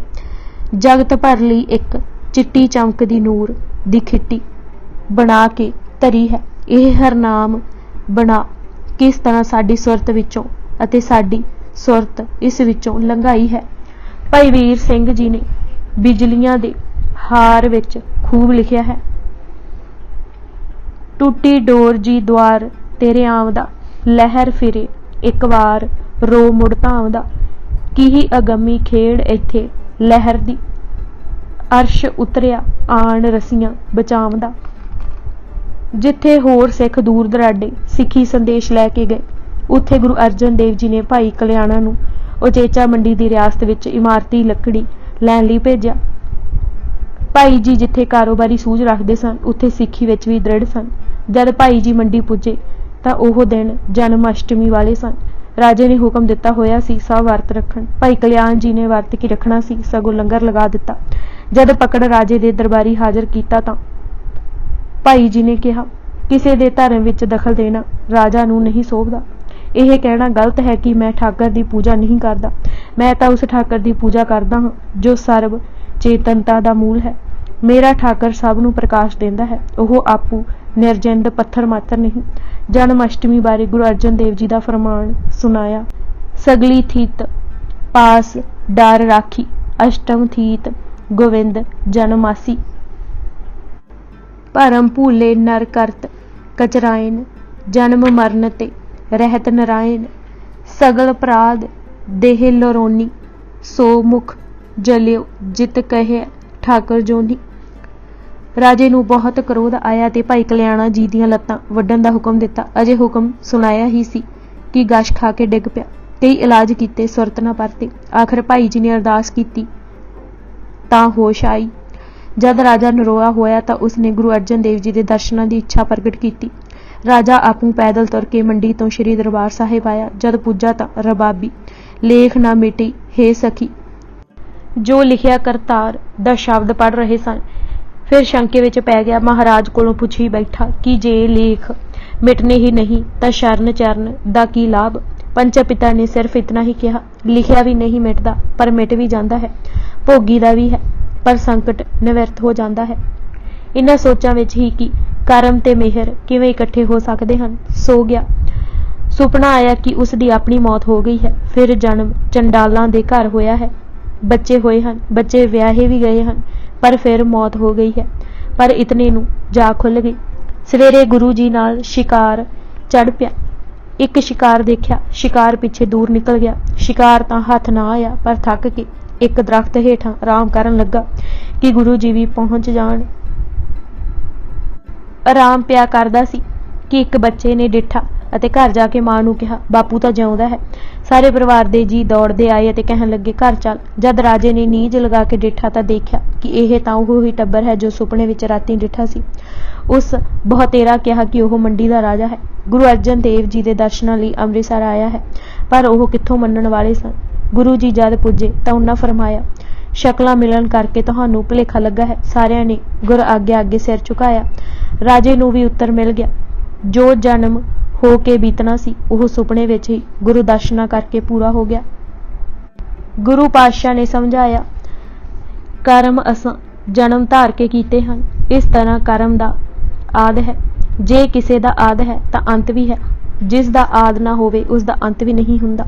ਕਰਮ ਅਟਲ, ਅਮਰ ਅਤੇ ਅਜਲੀ ਨਹੀਂ ਹਨ। ਕਰਮ ਜੀਵ ਨੇ ਜਨਮ ਧਾਰ ਕੇ ਕੀਤੇ, ਸੋ ਸਿਲਸਿਲਾ ਟੁਰ ਪਿਆ। ਜਿਵੇਂ ਇਹ ਸ਼ੁਰੂ ਵਿੱਚ ਹੋਏ ਹਨ, ਇਹ ਮੁੱਕ ਵੀ ਸਕਦੇ ਹਨ, ਕਿਉਂਕਿ ਮੁੱਕਣ ਵਾਲੀ ਸ਼ੈ ਹੈ। ਕਰਮਾਂ ਨਾਲ ਕਰਮ ਨਹੀਂ ਮਰਦੇ, ਕਿਉਂਕਿ ਸਭ ਕਰਮ ਨੇਕ ਹੋ ਹੀ ਨਹੀਂ ਸਕਦੇ। ਕਰਮ ਮੁੱਕ ਜਾਂਦੇ ਹਨ ਜਦ ਮਿਹਰ ਹੋ ਜਾਏ। ਮਿਹਰ ਦਾ ਦਰ ਗੁਣ ਗਾਏ ਬਗੈਰ ਨਹੀਂ ਖੁੱਲ੍ਹਦਾ। ਮਿਹਰ ਦੀ ਇੱਕ ਚਿੰਗਾਰੀ ਨਾਲ ਸਭ ਕਰਮ ਸੜ ਬਲ ਜਾਂਦੇ ਹਨ। ਭਾਗ 6ਵਾਂ ਮਾਝਾ ਦੁਆਬਾ ਫੇਰੀ ਤੇ ਉਸਾਰੀ ਦੇ ਹੋਰ ਕਾਰਜ। ਪਹਿਲਾਂ ਪ੍ਰਿਥੀ ਚੰਦ ਦੀ ਨਾਕਾਬੰਦੀ, ਫਿਰ ਅੰਮ੍ਰਿਤਸਰ ਦੇ ਤਾਲ ਦੀ ਪਕਿਆਈ, ਸੰਤੋਖਸਰ ਦੀ ਉਸਾਰੀ ਅਤੇ ਹਰਿਮੰਦਰ ਸਾਹਿਬ ਦੀ ਸਥਾਪਨਾ ਕਾਰਨ ਆਪ 10 ਸਾਲ ਸ਼੍ਰੀ ਅੰਮ੍ਰਿਤਸਰ ਤੋਂ ਬਾਹਰ ਨਾ ਜਾ ਸਕੇ। ਸੰਗਤਾਂ ਬੇਨਤੀਆਂ ਕਰ ਰਹੀਆਂ ਸਨ, ਖਾਸ ਕਰ ਬਾਬਾ ਦਾਤੂ ਜੀ, ਬਾਬਾ ਮੋਹਨ ਜੀ, ਸਿਹਾਰੀ ਮਲ ਜੀ ਅਤੇ ਹੋਰ ਉੱਘੇ ਸਿੱਖ ਉਚੇਚੇ ਸੁਨੇਹੇ ਭੇਜ ਰਹੇ ਸਨ। ਆਪ ਜੀ ਨੇ ਮਾਝਾ ਦੁਆਬਾ ਅਤੇ ਹੋਰ ਨਿਕਟ ਦੇ ਇਲਾਕਿਆਂ ਵਿੱਚ ਵਿਚਰਨ ਤੇ ਨਗਰ ਵੀ ਵਧਾਉਣ ਦੀ ਵਿਉਂਤ ਬਣਾ ਲਈ। ਗੁਰੂ ਜੀ ਜਾਣਦੇ ਸਨ ਕਿ ਪਿਛਲੇ ਕਿਤਨੇ ਹੀ ਵਰ੍ਹਿਆਂ ਤੋਂ ਕਿਸੇ ਗੁਰੂ ਸਹਿਬਾਨ ਦਾ ਜਾਣ ਨਹੀਂ ਹੋਇਆ। ਉਹ ਇਹ ਵੀ ਦੇਖ ਰਹੇ ਸਨ ਕਿ ਭਾਵੇਂ ਸਿੱਖੀ ਪ੍ਰਚਾਰ ਸਦਕਾ ਸਖੀ ਸਰਵਰ ਦੇ ਪੁਜਾਰੀਆਂ ਤੇ ਕਾਰੀ ਸੱਟ ਪਈ ਹੈ, ਪਰ ਧਰਮਸ਼ਾਲਾਵਾਂ ਬਣਾਉਣ ਦੀ ਬਹੁਤ ਲੋੜ ਸੀ, ਤਾਂ ਹੀ ਪੱਕੀ ਠੱਲ ਪਾਈ ਜਾ ਸਕਦੀ ਹੈ। ਸਖੀ ਸਰਵਰ ਦੇ ਅਨੁਸਾਰੀ ਪੀਰਖਾਨੇ ਬਣਾ ਕੇ ਸਿੱਧੇ ਸਾਦੇ ਪੇਂਡੂ ਲੋਕਾਂ ਨੂੰ ਕਬਰ ਪੂਜ ਬਣਾ ਦਿੰਦੇ ਸਨ। ਇਸਲਾਮ ਦੇ ਦਾਇਰੇ ਵਿੱਚ ਦਾਖਲ ਹੋਣ ਤੋਂ ਪਹਿਲਾਂ ਕਦਮ ਪੀਰਖਾਨਾ ਹੀ ਹੁੰਦਾ ਸੀ। ਗੁਰੂ ਪਾਤਸ਼ਾਹ ਨੇ ਇਹ ਵੀ ਦੇਖ ਲਿਆ ਸੀ ਕਿ ਜਾਤ ਪਾਤ ਦੇ ਬੰਧਨ ਇਤਨੇ ਕਰੜੇ ਤੇ ਪੀੜੇ ਹਨ ਕਿ ਹਿੰਦੂ ਨਿਕਲ ਹੀ ਨਹੀਂ ਸਕਿਆ। ਇਸ ਕਮਜ਼ੋਰੀ ਦਾ ਲਾਭ ਸਖੀ ਸਰਵਰ ਵਾਲੇ ਉਠਾ ਰਹੇ ਸਨ। ਹਿੰਦੂ ਕਹਿੰਦਾ ਸੀ ਕਿ ਜੋ ਇੱਕ ਵਾਰੀ ਡਿੱਗਾ ਸਦਾ ਡਿੱਗਾ। ਕੋਈ ਉਹਨਾਂ ਨੂੰ ਪ੍ਰੇਰ ਕੇ ਡਾਲੀ ਨਾਲ ਜੋੜਨ ਦਾ ਉਪਰਾਲਾ ਨਹੀਂ ਸੀ ਕਰਦਾ। ਸਿੱਖੀ ਦੀ ਲਹਿਰ ਇੱਕ ਰੌਸ਼ਨੀ ਦੀ ਕਿਰਨ ਸੀ। ਕਈ ਮੁਸਲਮਾਨ ਖਿੱਚੇ ਤੁਰੇ ਆ ਰਹੇ ਸਨ। ਜਹਾਂਗੀਰ ਨੇ ਆਪਣੀ ਤੁਜਕ ਵਿੱਚ ਇਸ ਗੱਲ ਵੱਲ ਉਚੇਚਾ ਇਸ਼ਾਰਾ ਕੀਤਾ ਹੈ। ਇਹ ਵੀ ਗੁਰੂ ਜੀ ਨੇ ਅਨੁਭਵ ਕਰ ਲਿਆ ਸੀ ਕਿ ਸੇਵਾ ਤੇ ਲੋਕ ਭਲਾਈ ਦੇ ਕਾਰਜਾਂ ਦਾ ਪ੍ਰਭਾਵ ਪੈਂਦਾ ਹੈ। ਇੱਕ ਦੂਜੇ ਦੇ ਦੁੱਖ ਦਰਦ ਦਾ ਭਾਈਵਾਲ ਬਣਨਾ ਅਤੇ ਦੁੱਖ ਵੰਡਾਉਣ ਨਾਲ ਦੁਖੀ ਮੁਹਤਾਜ ਗੱਲ ਛੇਤੀ ਸੁਣਦਾ ਹੈ। ਉਹਨਾਂ ਮਾਝੇ ਦੀ ਫੇਰੀ, ਜਿੱਥੇ ਨਾਮ ਦਾਰੂ ਵੰਡਿਆ ਉੱਥੇ ਦੁਖੜੇ ਵੀ ਹਰੇ। ਸ਼ਫੀ ਖਾਨੇ ਕਾਇਮ ਕਰ ਦਾਰੂ ਵੀ ਵੰਡਿਆ। ਪਾਣੀ ਦੀ ਥੋੜ ਦੇਖੀ ਤਾਂ ਉਸ ਦਾ ਪ੍ਰਬੰਧ ਕੀਤਾ। ਇਹ ਯਾਦ ਰਵੇ ਕਿ ਤਰਨਤਾਰਨ ਦੇ ਚੜ੍ਹਦੇ ਪਾਸੇ ਥੋੜੀ ਜਿਹੀ ਵਾਟ ਤੇ ਹੀ ਪੱਖੋਕੇ ਪਿੰਡ ਵਡਾਲਾ ਦੇ ਲਾਗੇ ਨਹਿਰ ਦੇ ਕੰਢੇ ਸਿੱਖੀ ਸਰਵਰ ਫਤਿਹ ਦਾ ਵੱਡਾ ਪੀਰਖਾਨਾ ਸੀ। ਸ਼੍ਰੀ ਅੰਮ੍ਰਿਤਸਰ ਤੋਂ ਆਪ ਜੀ ਸੰਗਤਾਂ ਸਮੇਤ ਜੰਡਿਆਲੇ ਪੁੱਜੇ। ਭਾਈ ਹਿੰਦਾਲ ਜੀ ਨੇ ਦਰਸ਼ਨ ਕਰ ਆਤਮਕ ਠੰਡਕ ਪ੍ਰਾਪਤ ਕੀਤੀ। ਭਾਈ ਹਿੰਦਾਲ ਜੀ ਗੁਰੂ ਅਮਰਦਾਸ ਦੇ ਅਨੰਨ ਸਿੱਖ ਸਨ ਅਤੇ ਸਦਾ ਲੰਗਰ ਦੀ ਸੇਵਾ ਵਿੱਚ ਜੁਟੇ ਰਹਿੰਦੇ ਸਨ। ਇੱਕ ਵਾਰੀ ਭਾਈ ਹਿੰਦਾਲ ਜੀ ਆਟਾ ਪਈ ਗੁੰਨਦੇ ਸਨ ਕਿ ਗੁਰੂ ਅਮਰਦਾਸ ਜੀ ਲੰਗਰ ਵਿੱਚ ਆ ਗਏ। ਉਹਨਾਂ ਨੇ ਆਪਣੇ ਦੋਵੇਂ ਹੱਥ ਪਿੱਛੇ ਕਰਕੇ ਐਸੀ ਜੁਗਤ ਨਾਲ ਮੱਥਾ ਟੇਕਿਆ ਕਿ ਹੱਥ ਜ਼ਮੀਨ ਤੇ ਨਾ ਲੱਗੇ। ਲੰਗਰ ਦੀ ਪਵਿੱਤਰਤਾ ਕਾਇਮ ਰੱਖੀ। ਮਹਾਰਾਜ ਬਹੁਤ ਪ੍ਰਸੰਨ ਹੋਏ ਅਤੇ ਮੰਜੀ ਬਖਸ਼ੀ ਸੀ। ਜੰਡਿਆਲਾ ਇੱਕ ਦਿਨ ਟਿਕ ਕੇ ਆਪ ਜੀ ਖਡੂਰ ਆਏ ਅਤੇ ਸਭ ਗੁਰਸਥਾਨਾਂ ਦੇ ਦਰਸ਼ਨ ਕੀਤੇ। ਬਾਬਾ ਦਾਤੂ ਜੀ ਤੇ ਦਾਸੂ ਜੀ ਨੇ ਆਓ ਭਗਤ ਵਿੱਚ ਕੋਈ ਕਸਰ ਨਾ ਛੱਡੀ। ਬਾਬਾ ਦਾਤੂ ਜੀ ਅਜੇ ਵੀ ਪਛਤਾਵੇ ਦੀ ਅੱਗ ਵਿੱਚ ਜਲ ਰਹੇ ਸਨ ਅਤੇ ਭੁੱਲਾਂ ਬਖਸ਼ਾ ਰਹੇ ਸਨ ਕਿ ਉਹਨਾਂ ਕੋਲੋਂ ਗੁਰੂ ਅਮਰਦਾਸ ਨੂੰ ਲੱਤ ਮਾਰਨ ਵਾਲੀ ਬਹੁਤ ਬੇਅਦਬੀ ਹੋਈ ਹੈ।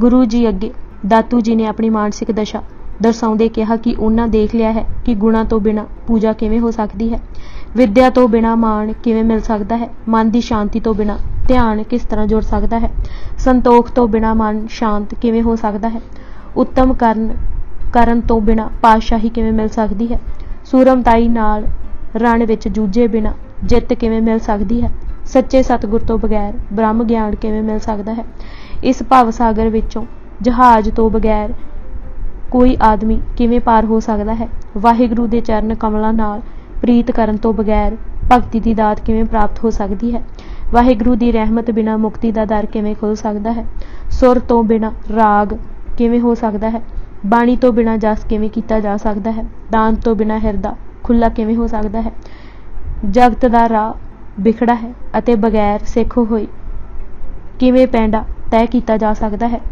ਗੁਰ ਸੂਰਜ ਤੋਂ ਬਿਨਾਂ ਆਤਮਿਕ ਚਾਨਣ ਕਿਵੇਂ ਹੋ ਸਕਦਾ ਹੈ, ਗੁਣ ਚੰਗਿਆਈਆਂ ਦੇ ਤੱਤ ਮਿੱਠਤ ਨੀਵੀਂ ਤੋਂ ਬਗੈਰ ਕੋਈ ਗੁਰੂ ਕਿਵੇਂ ਬਣ ਸਕਦਾ ਹੈ। ਗੁਰੂ ਜੀ ਨੇ ਦਾਤੂ ਜੀ ਨੂੰ ਕਿਹਾ ਕਿ ਐਸੀਆਂ ਸੋਚਾਂ ਸੁੱਚੇ ਮਨ ਤੋਂ ਹੀ ਨਿਕਲਦੀਆਂ ਹਨ। ਤੁਸਾਂ ਪਛਤਾਪ ਕਰ ਲਿਆ ਹੈ, ਹੁਣ ਕਿਸੇ ਝੋਰੇ ਦੀ ਲੋੜ ਨਹੀਂ। ਆਪ ਜੀ ਨੇ ਉੱਠ ਕੇ ਦਾਤੂ ਜੀ ਨੂੰ ਛਾਤੀ ਨਾਲ ਲਗਾਇਆ। ਉਸ ਸਮੇਂ ਦਾਤੂ ਜੀ ਦੀ ਦਸ਼ਾ ਦੇਖਣ ਵਾਲੀ ਸੀ। ਨੈਣ ਸੱਜਲ ਤੇ ਚਿਹਰੇ ਤੇ ਇਲਾਹੀ ਨੂਰ ਸੀ। ਖਡੂਰ ਸਾਹਿਬ ਤੋਂ ਗੋਇੰਦਵਾਲ ਆਏ ਬਾਬਾ ਮੋਹਨ ਜੀ ਨੇ, ਜੋ ਗੁਰੂ ਅਰਜਨ ਦੇਵ ਜੀ ਨਾਲ ਉਹਨਾਂ ਦੇ ਬਚਪਨ ਤੋਂ ਹੀ ਹਿੱਤ ਕਰਦੇ ਸਨ, ਬਹੁਤ ਹੀ ਚਾਅ ਕੀਤਾ। ਕਈ ਦਿਨ ਗੁਰੂ ਜੀ ਨੂੰ ਰੋਕੀ ਰੱਖਿਆ। ਬੌਲੀ ਸਾਹਿਬ ਦੀ ਕਾਰ ਸੇਵਾ ਕਰਵਾਈ। ਮੋਹਰੀ ਜੀ ਨੇ ਬੜੀ ਸ਼ਰਧਾ ਦੱਸੀ। ਗੋਇੰਦਵਾਲ ਤੋਂ ਸਰਹਾਲੀ ਗਏ। ਉੱਥੇ ਭੈਣੀ ਦੀ ਸੰਗਤ ਪੁੱਜੀ ਕਿ ਉਹਨਾਂ ਦੇ ਪਿੰਡ ਚਰਨ ਪਾਓ। ਜਦ ਆਪ ਜੀ ਸੰਗਤਾਂ ਸਮੇਤ ਭੈਣੀ ਪੁੱਜੇ ਤਾਂ ਦੁਪਹਿਰ ਹੋ ਚੁੱਕੀ ਸੀ। ਲੰਗਰ ਇਤਨੀ ਛੇਤੀ ਤਿਆਰ ਕਰਨਾ ਸੰਭਵ ਨਾ ਜਾਣ ਮੱਖਣ ਤੇ ਮਿੱਠਾ ਪਾ ਚੂਰੀ ਕੁੱਟ ਕੇ ਥਾਲ ਸੰਗਤਾਂ ਅੱਗੇ ਰੱਖਿਆ। ਮਹਾਰਾਜ ਨੇ ਮੂੰਹ ਵਿੱਚ ਪਾਉਂਦੇ ਕਿਹਾ, ਬਹੁਤ ਸਵਾਦਲਾ ਚੌਲਾਂ ਬਣਾ ਕੇ ਖਵਾਇਆ ਹੈ। ਉਸ ਪਿੰਡ ਦਾ ਨਾਂ ਹੀ ਚੌਲਾਂ ਪੈ ਗਿਆ। ਸਰਕਾਰੀ ਕਾਗਜ਼ਾਂ ਵਿੱਚ ਉਸੇ ਵੇਲੇ ਬਦਲ ਦਿੱਤਾ ਗਿਆ। ਇੱਥੋਂ ਪ੍ਰਤੀਤ ਹੋ ਜਾਵੇਗਾ ਕਿ ਗੁਰੂ ਜੀ ਦੇ ਬਚਨਾਂ ਨੂੰ ਸਾਰੇ ਕਿਤਨਾ ਸਤਿਕਾਰ ਦਿੰਦੇ ਸਨ। ਬਾਹਰ ਜਾਓ ਗੁਰ ਆਪਣੇ ਉੱਪਰ, ਜਿਨ ਹਰ ਹਰ ਨਾਮ ਦ੍ਰਿੜਾਇਆ ਦਾ ਸ਼ਬਦ ਉਚਾਰਿਆ, ਜਿਸ ਦਾ ਭਾਵ ਸੀ ਜਿਸ ਦੇ ਸਿਮਰਨ ਨਾਲ ਸਾਰੇ ਖਜ਼ਾਨੇ ਪ੍ਰਾਪਤ ਹੋ ਜਾਂਦੇ ਹਨ, ਆਦਰ ਮਿਲਦਾ ਹੈ, ਵਡਿਆਈ ਮਿਲਦੀ ਹੈ, ਪੂਰੀ ਇੱਜ਼ਤ ਮਿਲਦੀ ਹੈ। ਜਿਸ ਦਾ ਨਾਮ ਸਿਮਰਿਆ ਕਰੋੜਾਂ ਪਾਪ ਨਸ਼ਟ ਹੋ ਜਾਂਦੇ ਹਨ, ਸਾਰੇ ਹੀ ਉਸ ਦੀ ਧੂੜ ਹਨ। ਜਿਸ ਨੇ ਪ੍ਰਮਾਤਮਾ ਦੇ ਨਾਮ ਨੂੰ ਆਪਣੀ ਆਤਮਾ ਵਾਸਤੇ ਭੋਜਨ ਬਣਾਇਆ ਹੈ, ਸੁਆਦਲਾ ਖਾਣਾ ਬਣਾਇਆ ਹੈ, ਉਸ ਦਾ ਹਿਰਦਾ ਠੰਡਾ ਠਾਰ ਰਹਿੰਦਾ ਹੈ, ਉਸ ਨੂੰ ਬੜਾ ਆਨੰਦ ਆਉਂਦਾ ਹੈ, ਉਸ ਦੀ ਇੱਜ਼ਤ ਬਣੀ ਰਹਿੰਦੀ ਹੈ, ਕੋਈ ਪਾਪ ਨੇੜੇ ਨਹੀਂ ਢੁਕਦਾ। ਹਰ ਧਨ ਸੰਚਨ, ਹਰ ਨਾਮ ਭੋਜਨ, ਇਹ ਨਾਨਕ ਕੀਨੋ ਚੋਲਾ। ਆਪ ਜੀ ਮਾਝੇ ਦੇ ਪਿੰਡਾਂ ਵਿੱਚ ਜੀ ਦਾਨ ਅਤੇ ਭਗਤੀ ਦ੍ਰਿੜਾ ਕਰਾ ਰਹੇ ਸਨ। ਸਰਵਰਾਂ ਦੇ ਡੇਰੇ ਟੁੱਟ ਚੁੱਕੇ ਸਨ। ਖਾਨਪੁਰ ਵੀ ਸਖੀ ਸਰਵਰਾਂ ਦੇ ਪੁਜਾਰੀਆਂ ਦਾ ਪਿੰਡ ਸੀ। ਆਪ ਜੀ ਨੇ ਖਾਨਪੁਰ ਤੋਂ ਬਾਹਰ ਹੀ ਡੇਰਾ ਕੀਤਾ। ਪਿੰਡ ਵਾਲਿਆਂ ਨੂੰ ਸਰੋਤਾਂ ਪੁੱਜ ਗਈਆਂ ਸਨ। ਉਹਨਾਂ ਵਿੱਚੋਂ ਕੁਝ ਨੇ ਆ ਕੇ ਮੰਦੇ ਬਚਨ ਵੀ ਬੋਲੇ। ਮਹਾਰਾਜ ਨੇ ਸੰਗਤਾਂ ਨੂੰ ਸ਼ਾਂਤ ਚਿੱਤ ਰਹਿਣ ਲਈ ਹੁਕਮ ਕੀਤਾ। ਇੱਕ ਸਿੱਖ ਨੇ ਬੇਨਤੀ ਕੀਤੀ ਕਿ ਬੂਹੂ ਪਿੰਡ ਦੇ ਸਿਰ ਕੱਢ ਜ਼ਿਮੀਂਦਾਰ ਉਸ ਨੂੰ ਆਪਣੀ ਹੀ ਜ਼ਮੀਨ ਵਿੱਚ ਪਸ਼ੂ ਨਹੀਂ ਚਾਰਨ ਦਿੰਦੇ। ਕਹਿੰਦੇ ਹਨ ਕਿ ਤੁਸੀਂ ਸਖੀ ਸਰਵਰ ਨੂੰ ਛੱਡ ਕੇ ਕੀਰਤਨ ਕਰਕੇ ਬਾਣੀ ਪੜ੍ਹਦੇ ਹੋ। ਮਹਾਰਾਜ ਨੇ ਕਿਹਾ, ਬੂਹੂ ਜੂ ਹੋਵੇਗੀ ਜਿੱਥੇ ਨਾਮ ਨਾ ਜਪੀਏ ਮੇਰੇ ਗੋਬਿੰਦਾ, ਸੇਈ ਨਗਰ ਉਜਾੜੀ ਜਿਉ, ਜੋ ਖਾ ਖਾ ਬਦਫੈਲੀ ਕਰਦੇ ਹਨ ਉਹਨਾਂ ਨੂੰ ਜ਼ਹਿਰੀਲੀ ਬਾੜੀ ਹੀ ਜਾਣੋ। ਸੱਚਮੁੱਚ ਹੀ ਅਜਿਹਾ ਹੋਇਆ। ਹੰਕਾਰੀਆਂ ਦੇ ਹੰਕਾਰ ਟੁੱਟੇ। ਜਦ ਭਾਈ ਹੇਮਾ ਜੀ ਨੇ ਗੁਰੂ ਜੀ ਦੇ ਆਉਣ ਅਤੇ ਪਿੰਡ ਵਾਸੀਆਂ ਵੱਲੋਂ ਕੀਤੇ ਨਿਰਾਦਰ ਦੀ ਖਬਰ ਸੁਣੀ ਤਾਂ ਉਸ ਦੇ ਘਰ ਚਰਨ ਪਾਉਣ ਦੀ ਬੇਨਤੀ ਕੀਤੀ। ਬੇਸ਼ੱਕ ਉਸ ਦੇ ਉੱਚੇ ਚੁਬਾਰੇ ਤੇ ਵੱਡੇ ਮਕਾਨ ਨਹੀਂ ਸਨ, ਪਰ ਜੋ ਕੁਝ ਹੈ ਉਹਨਾਂ ਦਾ ਹੈ। ਬੜੀ ਨਿਮਰਤਾ ਨਾਲ ਤਿਆਰ ਕਰਕੇ ਪ੍ਰਸ਼ਾਦ ਬਣਾਇਆ ਤੇ ਛਕਾਇਆ। ਉਸ ਦੀ ਝੌਂਪੜੀ ਭਾਵੇਂ ਨਿੱਕੀ ਸੀ ਪਰ ਹਿਰਦਾ ਵਿਸ਼ਾਲ ਸੀ। ਮਹਾਰਾਜ ਨੇ ਉਸ ਦੀ ਡੂੰਘੀ ਸ਼ਰਧਾ ਤੇ ਪਿਆਰ ਦੇਖ ਫਰਮਾਇਆ, ਦੁਨਿਆਵੀ ਵਸਤੂਆਂ ਬੇਸ਼ੱਕ ਬਹੁਤੀਆਂ ਪਾਸ ਨਾ ਹੋਣ, ਪਰ ਜੇ ਉਸ ਦਾ ਨਾਮ ਕੋਲ ਹੈ ਤਾਂ ਉਹੀ ਹੀ ਸ੍ਰਿਸ਼ਟੀ ਦਾ ਮਾਲਕ ਹੈ। ਵਾਹਿਗੁਰੂ ਉਸ ਤੇ ਪ੍ਰਸੰਨ ਹੈ ਅਤੇ ਉਸ ਦੀ ਧੂੜ ਨਾਲ ਹੀ ਜਗਤ ਤਰ ਜਾਂਦਾ ਹੈ। ਉਸੇ ਵਜਦ ਵਿੱਚ ਗੁਰੂ ਜੀ ਨੇ ਸ਼ਬਦ ਵੀ ਉਚਾਰਿਆ, ਭਲੀ ਸੁਹਾਵੀ ਛਪਰੀ ਜਾ ਮਹਿ ਗੁਣ ਗਾਈ, ਕਿਤ ਹੀ ਕਾਮ ਨ ਧੌਲ ਹਰ, ਜਿਤ ਹਰ ਬਿਸਰਾਈ, ਅਨਦ ਗਰੀਬੀ ਸਾਧ ਸੰਗ, ਜਿਤ ਪ੍ਰਭ ਚਿਤ ਆਈ, ਜਲ ਜਾਓ ਇਹ ਬਡਪਣਾ ਮਾਇਆ ਲਪਟਾਈ, ਨਗਨ ਫਿਰਤ ਰੰਗ ਏਕ ਕਹਿ ਉਹ ਸੋਭਾ ਪਾਏ, ਪਾਟ ਪਟੰਬਰ ਬਿਰਥਿਆ ਜਹ ਰਚ ਲੋਭਾਈ। ਖਾਨਪੁਰ ਤੋਂ ਗੁਰੂ ਅਰਜਨ ਦੇਵ ਜੀ ਖਾਰਾ ਪਿੰਡ ਪੁੱਜੇ। ਉੱਥੇ ਫੁੱਲੇ ਹੋਏ ਬਣ, ਖੁੱਲੀਆਂ ਪੱਧਰੀਆਂ ਥਾਵਾਂ, ਨਿਰਮਲ ਜਲ, ਤਾਜ਼ੀ ਤੇ ਰੌਣਕਦੀ ਹਵਾ, ਤੂਤਾਂ, ਅੰਬਾਂ, ਬੇਰੀ, ਜਾਮਨੂੰ, ਆੜੂਆਂ ਦੇ ਬਾਗ ਦੇ ਨਾਲ ਹੀ ਇੱਕ ਤਲਾਬ ਦੇਖ ਬਹੁਤ ਪ੍ਰਸੰਨ ਹੋਏ। ਉੱਥੇ ਹੀ ਆਪ ਜੀ ਨੇ ਇੱਕ ਸਰੋਵਰ, ਧਰਮਸ਼ਾਲ ਤੇ ਨਗਰ ਵਸਾਉਣ ਦਾ ਫੈਸਲਾ ਕੀਤਾ। ਜ਼ਮੀਨ ਮੁੱਲ ਖਰੀਦੀ ਅਤੇ ਤਰਨ ਤਾਰਨ ਸਰੋਵਰ ਦੀ ਨੀਂਹ 17 ਵਿਸਾਖ 1667 ਮੁਤਾਬਿਕ 15 ਅਪ੍ਰੈਲ 1590 ਨੂੰ ਆਪਣੇ ਪਾਵਨ ਹੱਥਾਂ ਨਾਲ ਰੱਖੀ। ਅਰਦਾਸਾ ਬਾਬਾ ਬੁੱਢਾ ਜੀ ਨੇ ਸਦਾਇਆ। ਪਹਿਲਾਂ ਤਲਾਬ ਕੱਚਾ ਰੱਖਿਆ ਤੇ ਇੱਕ ਪਾਸੇ ਕੋਠਾ ਜਿਹਾ ਦੀਵਾਨ ਕਰਨ ਲਈ ਉਸਾਰ ਦਿੱਤਾ। ਪਿੱਛੋਂ ਸਰੋਵਰ ਪੱਕਾ ਤੇ ਦਰਬਾਰ ਸਾਹਿਬ ਬਣਾਉਣ ਲਈ ਉਚੇਚਾ ਆਵਾ ਲਗਾਇਆ। ਮਹਾਰਾਜ ਦਾ ਚਿੱਤ ਸੀ ਕਿ ਸਰੋਵਰ ਇਤਨਾ ਵੱਡਾ ਤੇ ਪੱਕਿਆ ਹੋਵੇ ਕਿ ਲੱਖਾਂ ਆਦਮੀ ਇੱਕੋ ਵੇਲੇ ਇਸ਼ਨਾਨ ਕਰ ਸਕਣ। ਜਦ 1.5 ਬਾਹੀ ਪੱਕੀ ਹੋ ਗਈ ਤਾਂ ਅਮਾਨਤ ਖਾਂ ਨੇ ਆਪਣੇ ਬਾਪ ਦੇ ਨਾਂ ਤੇ ਬਣ ਰਹੀ ਸਰਾਂ ਲਈ ਇੱਟਾਂ ਅੱਛੀਆਂ ਤੇ ਪੱਕੀਆਂ ਜਾਣ ਆਵੇ ਤੋਂ ਹੀ ਜਬਰੀ ਚੁਕਵਾ ਲਈਆਂ। ਜਦ ਮਹਾਰਾਜ ਜੀ ਨੂੰ ਪਤਾ ਲੱਗਾ ਤਾਂ ਉਹਨਾਂ ਇਹ ਹੀ ਵਚਨ ਕੀਤੇ ਕਿ ਜਿਸ ਥਾਂ ਦੀ ਵਸਤ ਹੈ ਉੱਥੇ ਹੀ ਲੱਗੇਗੀ, ਸਗੋਂ ਜਿੱਥੇ ਗੁਰੂ ਦੀ ਇੱਟ ਚੁੱਕੀ ਹੋਈ ਲੱਗੇਗੀ ਉਸ ਦੀਆਂ ਜੜ੍ਹਾਂ ਹੀ ਉਖਾੜ ਕੇ ਲਿਆਵੇਗੀ। ਫਿਰ ਇਹ ਵੀ ਵਾਕ ਉਚਾਰੇ, ਜੋ ਬਲ ਦਾ ਮੁੱਲ ਤਾਰ ਕੇ ਇੱਟਾਂ ਚੁੱਕੀਆਂ ਨੇ, ਉਸ ਮੁੱਲ ਭਾਵ ਬਲ ਨਾਲ ਹੀ ਇੱਥੇ ਆਉਣਗੀਆਂ।